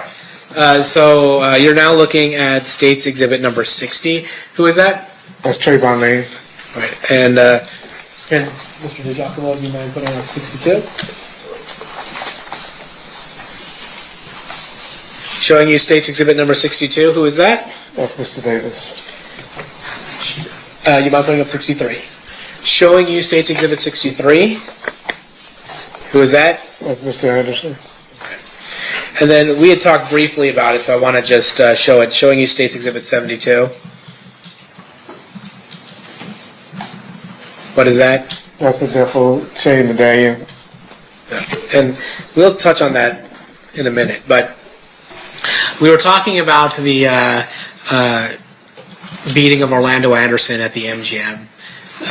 Mr. Knight was on probation at the time you had mentioned. Is that correct? That is correct, yes. And then after you guys got back from Las Vegas back to the Southern California area, did Mr. Knight have a legal problem as a result of his alleged participation in that beating? That's correct, sir. And can you explain that to us? They brought him in. Initially, they brought him in. They said for a 30 test for that he did with his probation officer. But while he was still in custody, they then added the charge of he violated his probation for assaulting Mr. Anderson. So he's on probation. He's on video, at least what appears to be participating in the beating of Mr. Anderson. And so he is charged with violating his probation. That's correct, sir. Do you participate in any of the preparation for Mr. Knight's hearing on his probation violation? With his attorney, Mr. Kenner, I attended several meetings, yes. And then, are you aware of a meeting with Mr. Anderson? That's correct. Can you tell us about that? So we met him at his attorney office, Mr. E.D. Fall. It was in Seal Beach, I believe, where his office was. And we met with him. The attorneys had an agreement where I guess they were going to make a settlement or something for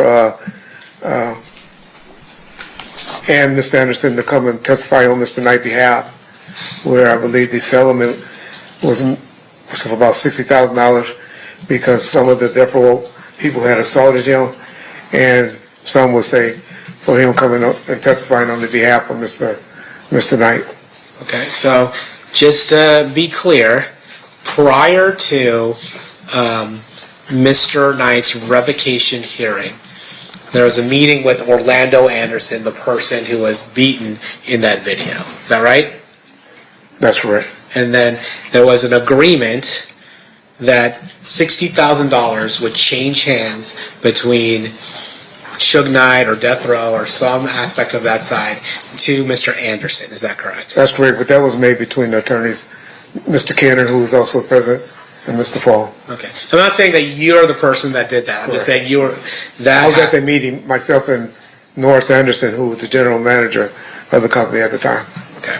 And then at that probation hearing, is it fair to say that Mr. Anderson said that Mr. Knight was just trying to stop the fight and not participate in the fight at all?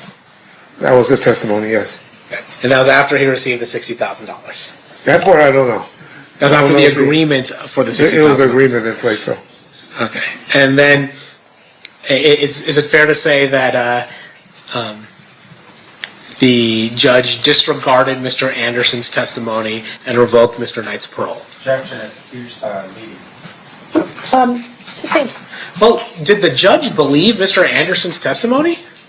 So Mr. Knight was subsequently violated for his probation and received 9 years sentence. And as a result, when Mr. Knight was imprisoned for those 9 years, who was running Death Row? After about 4 or 5 minutes of his incarceration, I became the general manager of the company. We showed the Death Row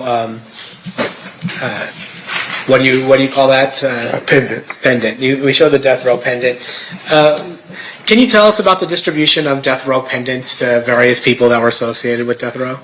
Mainly the artists received them, and then people, close associates of Mr. Knight, they were given out to different people for Christmas presents of 1995. Yes. Were you aware of whether or not Trayvon Lane had received a death row pendant? He was one, yes, sir. And is it typically wore on a chain around one's neck? That's correct, sir.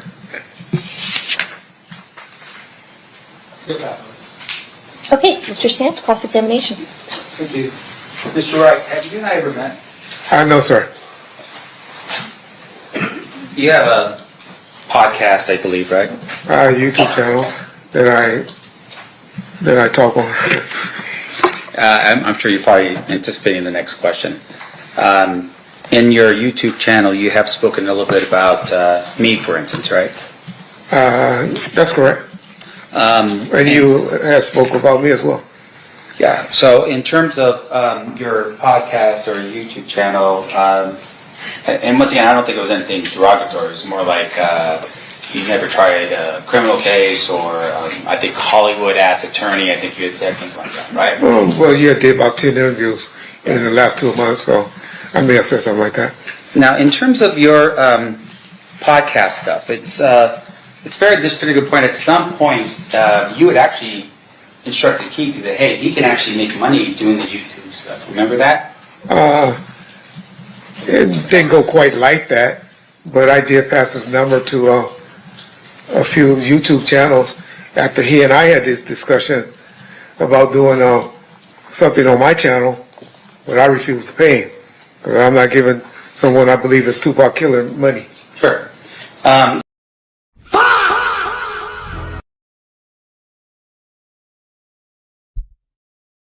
I know he ain't just say that shit. Oh my God. Hey man, that's crazy, son. Wow. You had a interview with a Mr. Mogg. Do you remember that? Detective Mogg, yes, sir. Was he a detective at the time? He was. Okay, so he's a detective at the time, and he sat down with you, and you had a conversation with him, and you basically told him that you had advised KPD about the, I don't know, how much you can get paid doing YouTube stuff. You remember that? I don't remember that, no. Now, you don't remember that, or you don't believe that? I remember Kevin Coffey, but to say you can make $5,000 or $10,000, I didn't have any conversation like that with Detective Mogg. Okay, so you don't know or you don't remember. I just want to make sure we're different here. I remember meeting with Detective Mogg. I know I am the one that started passing Mr. Davis' number around to do more interviews to get him to talk. Yes. Okay, so when you volunteered to Detective Mogg, KPD's number, you said, I set him up with a couple of interviews. Correct. And because I promised you, if y'all ever listen, I promised him I would, we talk bad about each other, but I'll hook you up. I'm kind of know all these YouTubers out here, and so I kind of hook people up with them. Quote, you want to make some money, N-word, unquote. And then question was asked by Detective Mogg, so what do you get paid for your interviews? And you respond, I get about $2,500, $3,000 a show. You remember that? That's accurate, so okay. I might have said that. Now you also said $5,000. I got my F. He was crying about his taxes. You were referring to Keefe in that, right? He was crying about his taxes, Keefe? I'm not sure. I got him about to go blast them next week. He's getting $3,500. So they pay you because they get views. They get paid, man. YouTube, every million views you get about 6,000 to 10,000. And then... That's the channel. Okay. Not the person. And then once again, I'm talking about the YouTuber. And so if you do a bunch of them and you get 100,000 and they break them up into like 5 or 10 minute segments and you can get a 15-second segments from me and you get 200,000 people to view it, you can make $8,000 to $10,000 off of me. and you just gave me 2,500, 3,000. You remember saying that to Detective Mogg? I'm sure those sound like accurate statements, so It's I'm sure I did. And once again, it's clear to show that there's a business with YouTube, right? That's correct, sir. And so when you post something online, you're posting it online with the hopes that you're going to get paid for that. Yeah, and that didn't start until about 2021 Sure. or 2020, after COVID. Yes. Now, with regards to your role here, you were the head of security for Suge Knight. Correct. And I want to make sure I'm clear. Where did you grow up in Compton? I mean, my address is 1628 East Pine Street, Compton, California. Where's that at in terms of, because we're assuming, and you could tell this jury otherwise, that wherever you grew up or whatever your street was, you, by default, was part of a certain gang or pub. I never gangbanged. I always wanted to be a police officer growing up. However, guys that I grew up with, was in the sandbox with, played sports for, yeah, they were Mob Pyro's affiliate. Okay. Some police officers, some football players, several type of people grew up in our community. And at some point, you get yourself out of it. You become a police officer. I never was in it. Okay. All right. Thank you for correcting me. You become a police officer for about 5 years? 90 to 96, 6 years, yeah. 6 years, and you have to retire medically. Correct. And you had shared with us earlier that you created the security company. You were moonlighting, sort of doing your job during the day and then doing this other side hustle at night. That's accurate. And that side hustle became your full-time gig when you were no longer a police officer. That's correct, sir. And so in terms of who you were, the main service you provided services for would have been Death Row Records. 95%. That's correct, sir. And in essence, I mean, this was your number one client, right? I agree with you. Okay. And you spent a lot of time with Suge. Eventually I grew, but yes, 94, not as much. 95, 96, yes, sir. Okay. And you're providing services for Suge in terms of security, right? For Suge or his company? For the Death Row label. That's correct, sir. And you actually had created a company specifically for the security aspect of it, right? That's fair. And that's the Wright Way Protective Services. Protective Services, okay. Now, as you're going about doing that, you had shared with us a little bit about some of the things you had done, and you shared with us that, hey, there was something that happened at one of the award ceremony. You talked about that, right? At the Soul Train, that's correct. And you said that at that Soul Train incident that my client was present when some other guy flashed a gun or something like that. That's correct. It wasn't your client, no, sir. And once again, your security, you're a former police officer. Did you ever report that incident to police? They ran. Actually, police detained the subjects outside the gate or towards the gate. What happened to them, I don't know, because I was more interested in getting my clients inside the war show. And your father, just to correct my memory, is a lieutenant at the time with Compton? Or was he captain? At that time, a lieutenant, sir. Okay. Yes, sir. And his role and what he was responsible for was the gangs in Compton. That's correct, sir. So it would have been information he would have maybe picked up or you would have told him? That's what people get confused about law enforcement. Compton is a city about 8 to 10 miles away from, well, that's by USC is where this incident happened. That's about 20 miles away from Compton. And so Compton PD and LAPD don't share information with each other like people think in law enforcement. Right, but you're talking about someone who's from Compton. You're saying that guy right over there who's from Compton was present at that particular event. Wasn't a big thing. It was just a guy that brandished a weapon. Right, so in your mind, it's not about this idea that this is a gang sort of thing. It's just some idiot with a gun flashing a gun, right? I agree with you. Okay. But they were also protecting Bad Boys Records. Okay, well, we can talk about that in a second.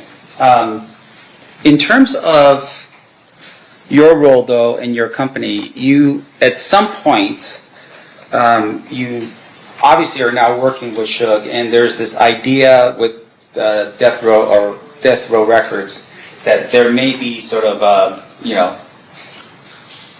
tension in the air? Was there anything going on during that time period prior to, September of 1996 that was happening that was telling you, hey, I need to make sure that death row records is protected?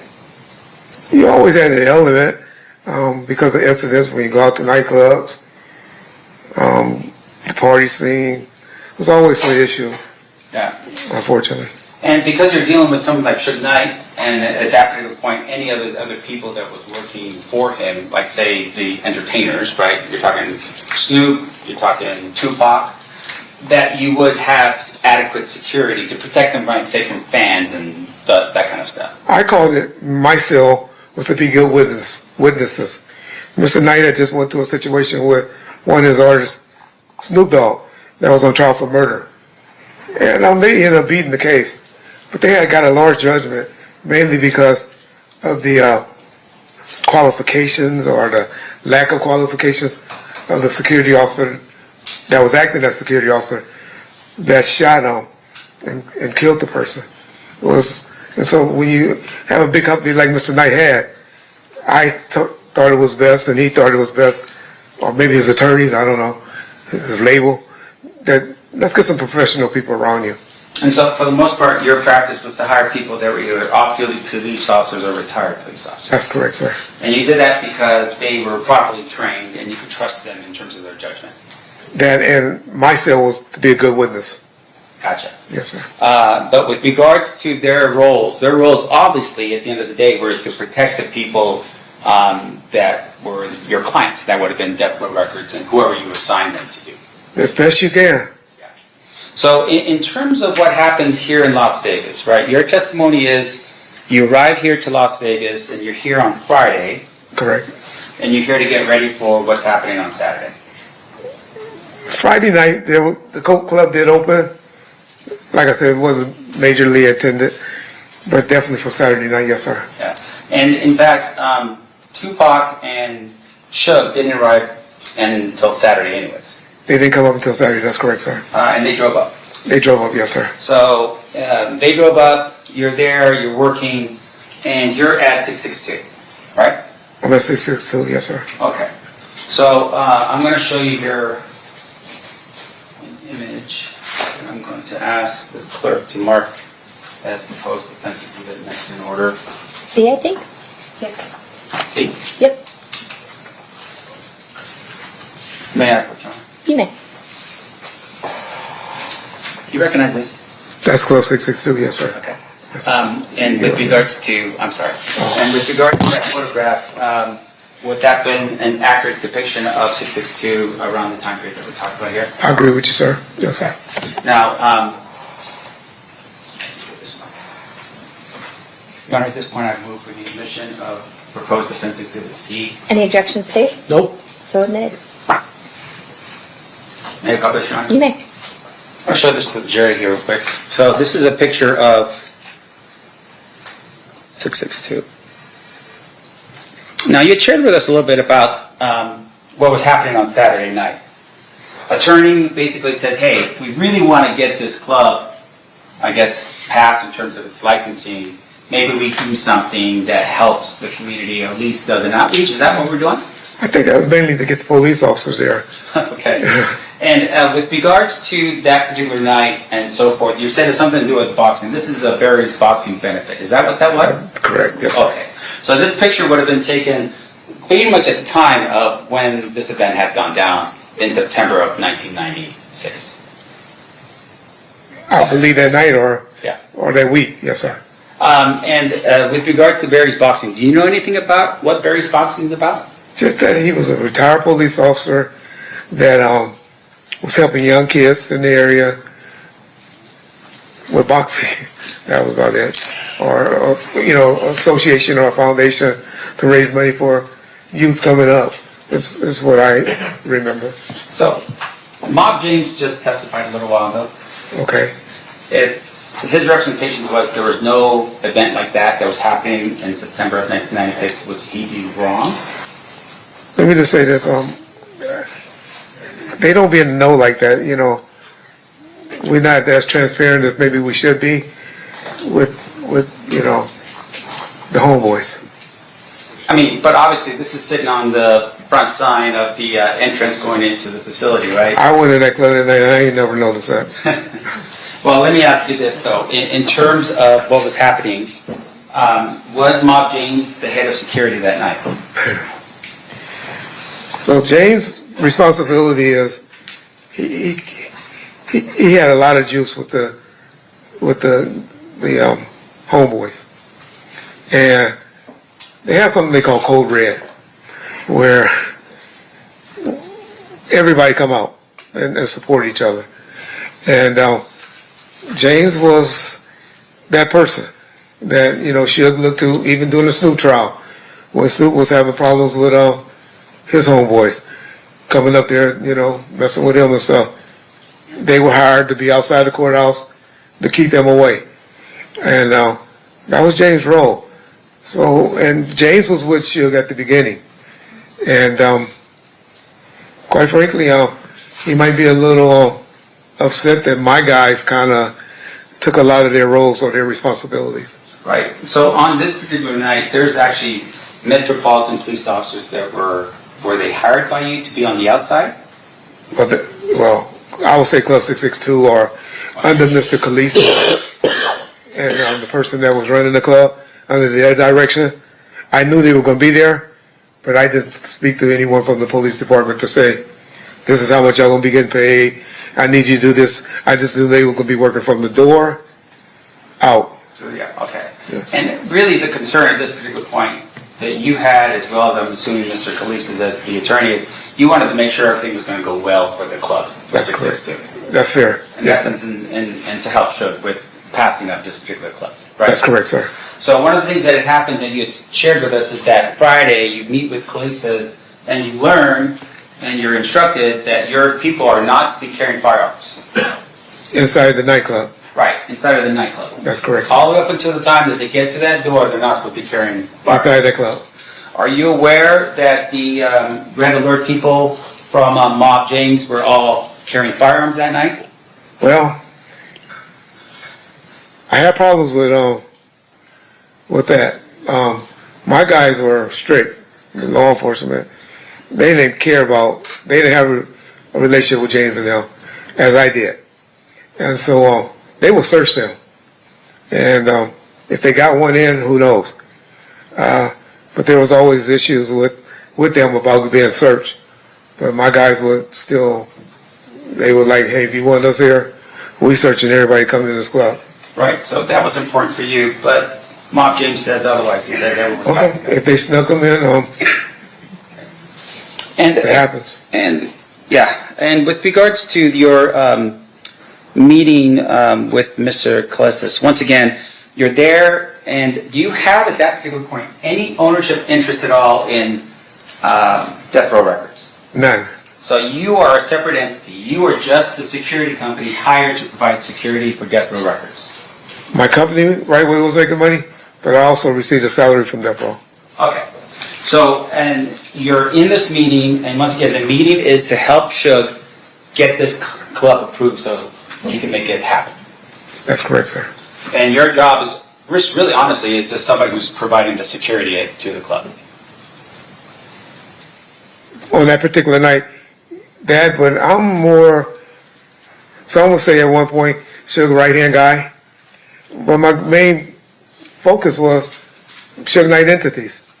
Wasn't just the recording artist, wasn't just the record club, it was everything that Mr. Knight was trying to invest in at the time. So you're telling us that not only were you providing security, but you're also like an employee for Death Row Records? I was both. Okay. Were you drawing like a paycheck every 2 weeks as an employee? I was, sir. There wasn't no under the table stuff like Mob James would have been telling us? We didn't do that. Right, we didn't do that. And with regards to Mob James being paid, you're telling me that he would have been paid the same way with employee checks and so forth from Death Row Records? Bob James wasn't one of those employees. Like I said, he was just called on special events. I don't think James made his money by guys in the line that were ballers or shot callers or whatever that he would bring to the front of the line. So, just drawing your attention back to let's say around 4 o'clock of that Saturday. Okay. Where were you? At the Luxor Hotel. Okay. And did you ever, what happened after 4 o'clock for you? I didn't head over to the club until, about 7:30, got a call from Mr. Alexander and Mr. Shakur.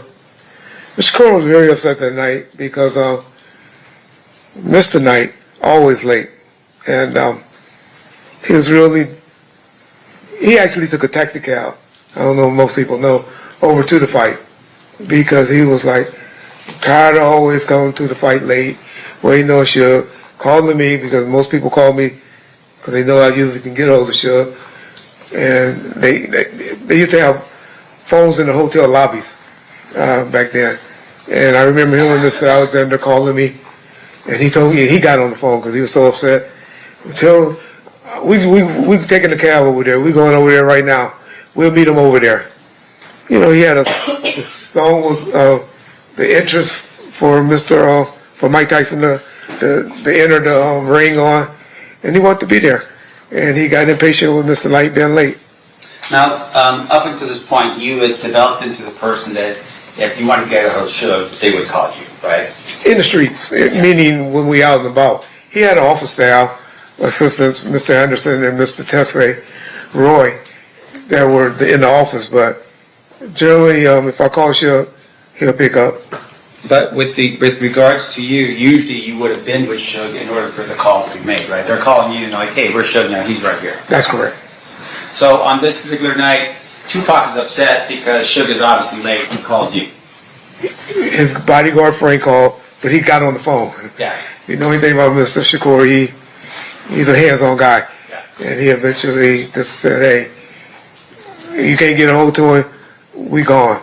And they took a taxi over to the fight. And so you have Frank Alexander, you have Tupac, and no other bodyguards protecting Tupac that night. Yeah, Kevin Heckey was supposed to attend, but he didn't. He wasn't there, and I didn't know that he hadn't shown up yet. But you are aware at that particular point, Tupac was the most famous rapper almost in the entire world, if not the entire world, and you only assign one person and another person calls him sick? He didn't call us sick, he just didn't show up. But, it wasn't unusual for Mr. Shakur to roll around with one guy and his outlaw guys. But once again, you're telling us it's only Frank Alexander that's coming from your outfit, right? That is correct. And you also share with us that there's other people inside of 662 who are patting down the Mob James crew, but you can't send any more people over to be there for Tupac? If I knew there was going to be an issue that eventually happened, of course I would have. I would have asked them to stay in the hotel. Now, if I knew what was going to happen. You are aware that this was fight night, this was Mike Tyson, and that everyone in the world would show up to Las Vegas to be there for the fight, right? Yeah. There are so many people. Yeah. And in your opinion, only if you believe that Tupac was somehow going to get into a fight or something along those lines, would you have provided more than just the one person? I'm just asking for your clarification. I would have had an army around him if I knew something like that was going to happen, or suspect something like that was going to happen. But the gentlemen that were with them, and the ones that you seen kicking on Mr. Anderson, those were security as well. That was whose security? Death Row's staff. But once again, let me make sure I'm clear. You, at this particular point, only have one security guard with all these other people from Death Row Records who are not security guards. They're all gangsters, mob high roof. Yeah, I trust more than I trust my security. Yes. So more than you would trust cops and off-duty cops and retired cops, you trust those mob high roof guys? I do personally. Okay. Now, in addition to that, after they go in for the fight, right? I'm assuming that Frank Alexander probably didn't have a ticket. That was always an issue with Mr. Knight. Yeah. He promised everybody that they can go to the fight. And when we get to the door, it's always an issue. Right. But one thing about him, he will get his, at least Mr. Shakur, one security in, if not both, and myself. He will make sure we got in. Okay, so they all get in for the fight, and then for some reason, Bruce Seldon takes a phantom punch, falls to the ground in the first round within 1 minute and 45 seconds, right? You call it Phantom, if you say so. I'm just looking at the tape, right? All we got is a syringe. So he falls to the ground, the fight is over, they leave the fight, right? Hyped up. You see him? Yeah, and Tupac was very hyped up. Hyped up.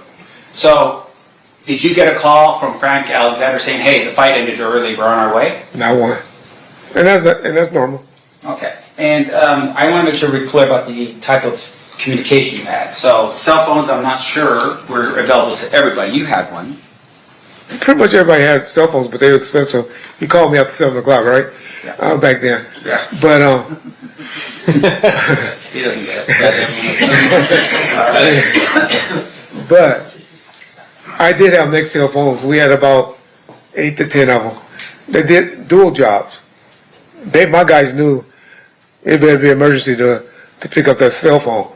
But the two-way walkie-talkies on the Nextels, you could use them to call. That's how we communicated. On that picture with Buntry, you'll see one hanging out of his pocket.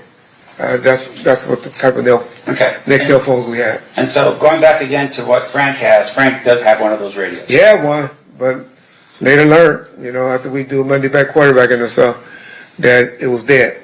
So, he is there, he doesn't call when you leave the fight. Now, does he call you after the situation happens with Orlando Anderson? No, sir. They all rush out, right?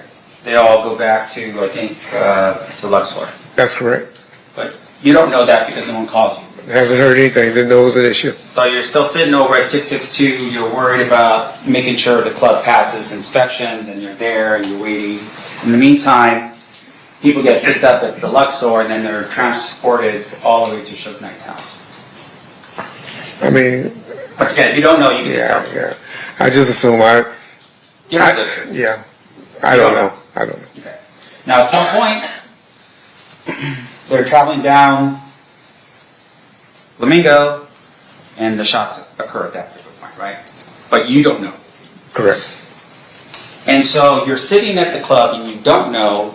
I wasn't sitting, but yeah. Oh, well, whatever. I mean, I'm sure you're working, right? So you're working, and your concern is making sure the club passes and that the club passes for Suge Knight.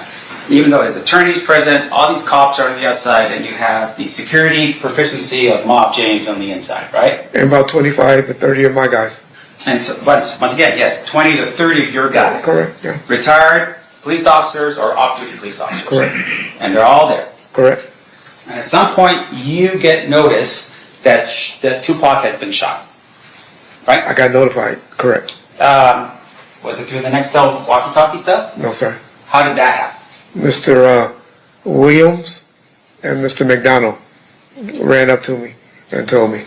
Okay. None of your people, but two of the people that were associated with the death row people? With the entourage. Okay. And they're the ones who told you that, hey, something went down with Tupac. Correct. And so at that particular point, what did you do?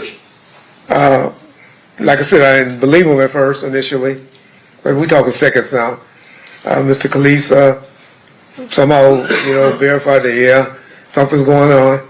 And then me observing a few of the police cars that were assigned at the working the parking lot or the taking off license sirens going towards that way made me believe that something's going on. Now, did Suge Knight ever appear at the club and continue partying that night? I don't know, but I have heard James say that before, but... What about just from your Monday night sitting down with your people and going over what should have been done better? Was there any conversation or any way that you learned that Suge Knight actually showed up to party the night after shooting? The party was over. The party was over.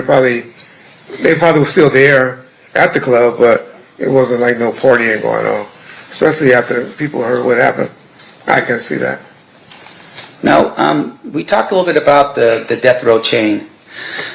Do you recall telling Detective Mogg when he visited with you, you sold your death row chain because of hard times? I had a platinum one. That's correct. Now, later on, when you're testifying in the grand jury, remember doing that? I still have my gold one, if that's what you're asking. So, when the question is asked in the beginning about your death row chain, you never tell Detective Mogg, for instance, that it's a platinum one, right? I don't know. Let me You just tell me.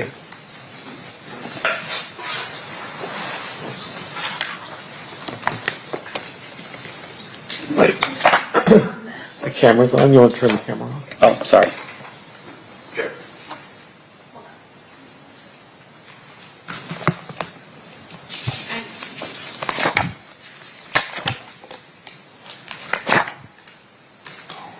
So this would be page 21, counsel, of the surreptitious report or recording.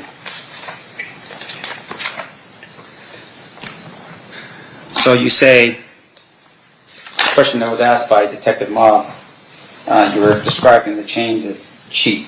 He said, he had asked you, got a $300 chain? He said, yeah, one of those cheap little chains because they were messing around with the same women and they got one and he got mad about it. My presumption... We talking about Kifi? Yes. Yes. So what?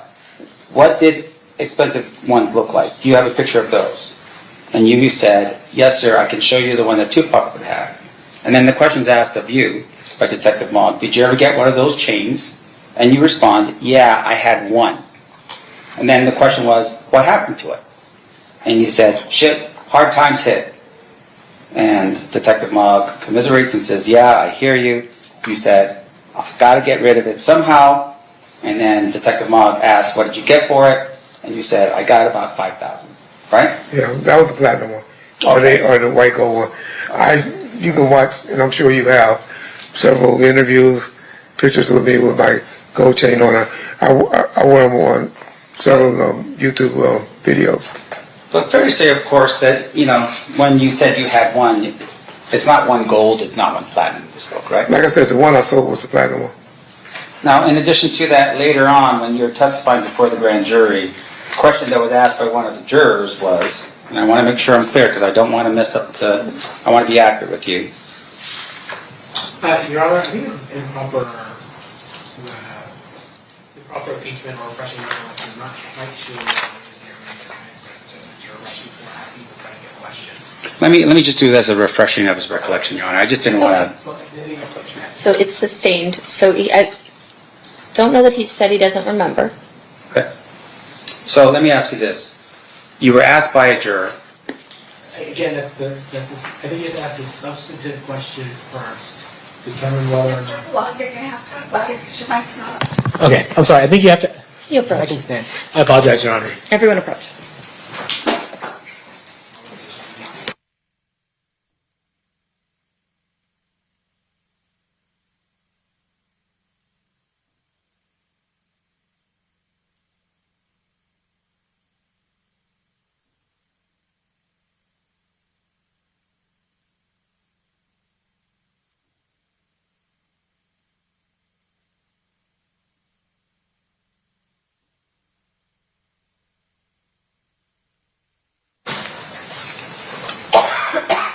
Sorry. So were you asked this question by a grand juror? Again, Your Honor, I think, again, you have to ask the predicate. He's trying to impeach and or refresh recollection about something of substance. You have to ask, procedurally, you have to ask the substantive question first, not what you were asked this. Are you talking about the chain question?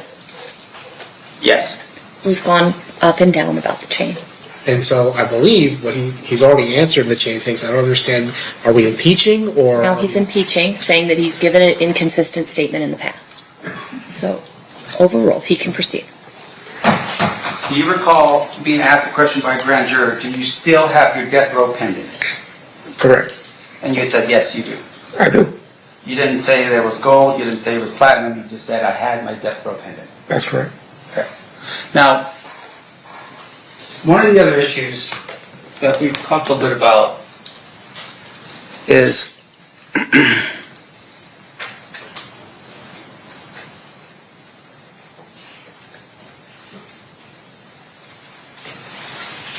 And once again, I apologize. Maybe the state can refresh my recollection because maybe I was thinking about something else. You have been convicted of a crime. I am. And with regards to that crime, it was a felony. It was sales of marijuana. No, back up here real quick. It was sales of marijuana and it was also embezzlement. Is that what it was? No, it Money was laundering? money laundering. Ah. Money going in. And with regard to those two things, that happened in California. No, actually, well, the reason why I got in trouble because it went across state lines to Memphis. It's actually Memphis, Tennessee. And because it was across the state lines, it was a federal case. Correct. And that happened way after you were a police officer. Yeah, that's 2019, well, 2017, I believe. Okay. And at some point, you become the general manager of Death Row Records. That's in 1997, sir. 1997. Yes, that's correct, sir. So Suge Knight is in Las Vegas, and you were with them every single day, and in September of 1996, he just happened to get in this fray, and next thing you know, he's going to prison, right? I'm sorry? Let me ask you this. Why did Suge go to prison? He violated his probation. Right. So you knew, of course, that he was on probation, right? The whole time I was with him. You did? From 1994, yes. Yeah. And so you knew that the number one person from Death Row Records, the primary principal for you, potentially could go to prison if he got into a fight, for instance, right? Correct. And on this particular night, you weren't around for him when he was in this quote-unquote fight, right? I was around with Mr. Knight about 70 to 80% of his life. So I guess a lot of 20%, I wasn't with him. Okay. Public, and when I say that, I mean public. Because there's a lot of times he laid up, sleep with somebody, and I wasn't with him. So in the most important time of Suge Knight's life, of having your protection, you weren't there for him. Unfortunately not, that's correct. And then you became the general manager of Death Row Records. By his calling, not anyone else. All right. No further questions. All right. State, any further questions? Sort of close on that last point. In terms of who determined who's going to run Death Row Records while Mr. Knight was in prison? I'm sorry. Who determined, who made you in charge of Death Row Records while Mr. Knight was in prison? He did, and I visited him 4 days a week during that time while he was incarcerated. Nothing further. Anything further on that, Mr. Smith? Just one clarification. So Okay. Suge Knight made you general manager when he was in custody. That's correct. No further questions. Anything else? Ladies and gentlemen of the jury, any questions for this one? Of course. All right.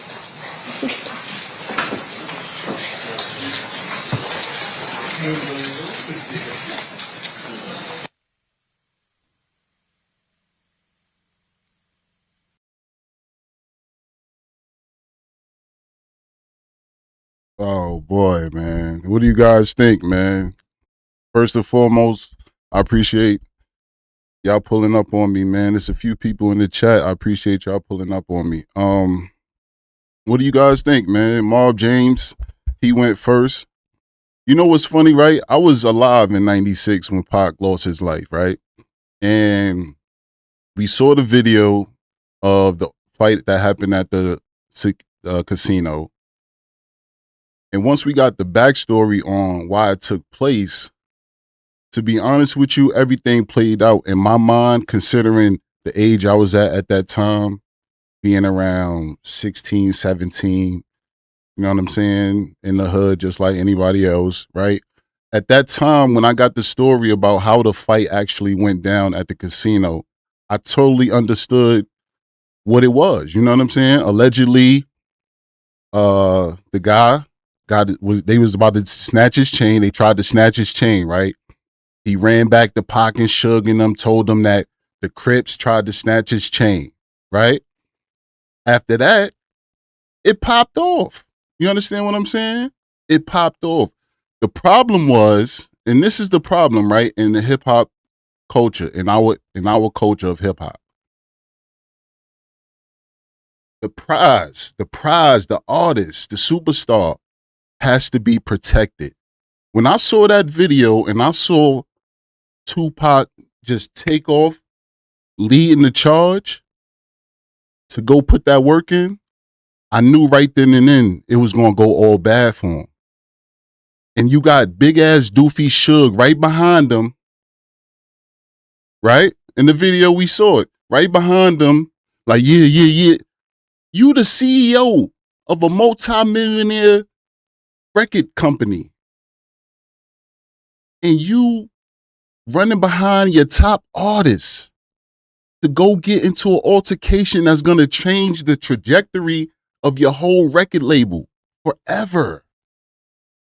Forever. So fast forward, right? We got this trial going on. Keefy D, he done ran his mouth, right? Went on all these interviews,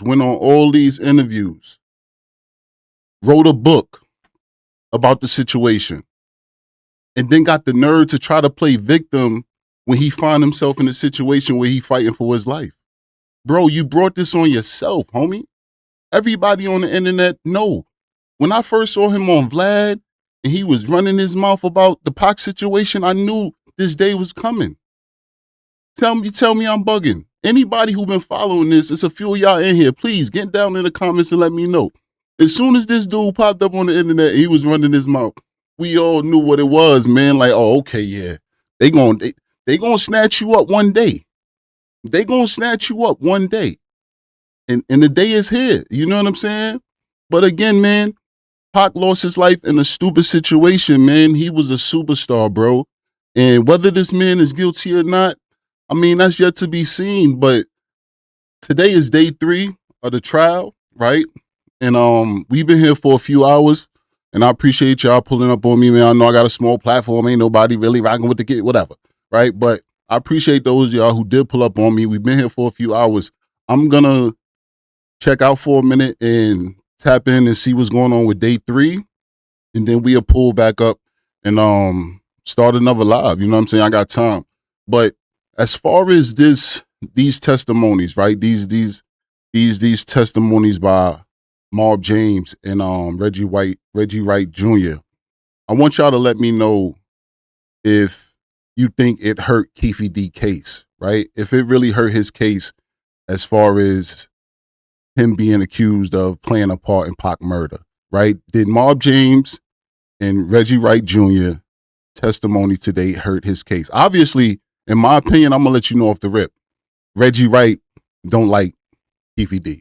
He said, yo, I think he killed Pac. So we could throw that out the window. You feel me? But did Marv James' testimony, I found his testimony very interesting, right? Because he was hesitant. He went on Vlad as well and said that he would never go on, take the stand against Keefy D.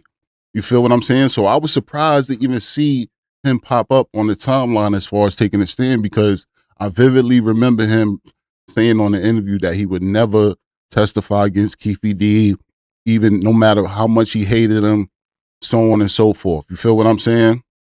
And he found himself, they sent him that subpoena, backed him into a corner, and he had no choice but to show up today. You know what I'm saying? But he made it clear I don't want to send this man to jail. Y'all got me up here, you asking me these questions and this, that, and the third.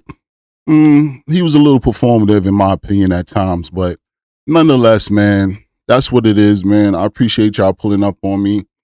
We just covered the Marv James and Reggie Wright Jr. testimony in this Tupac trial. Keefy D is fighting for his life, man. They accused him of being involved. He say he's innocent.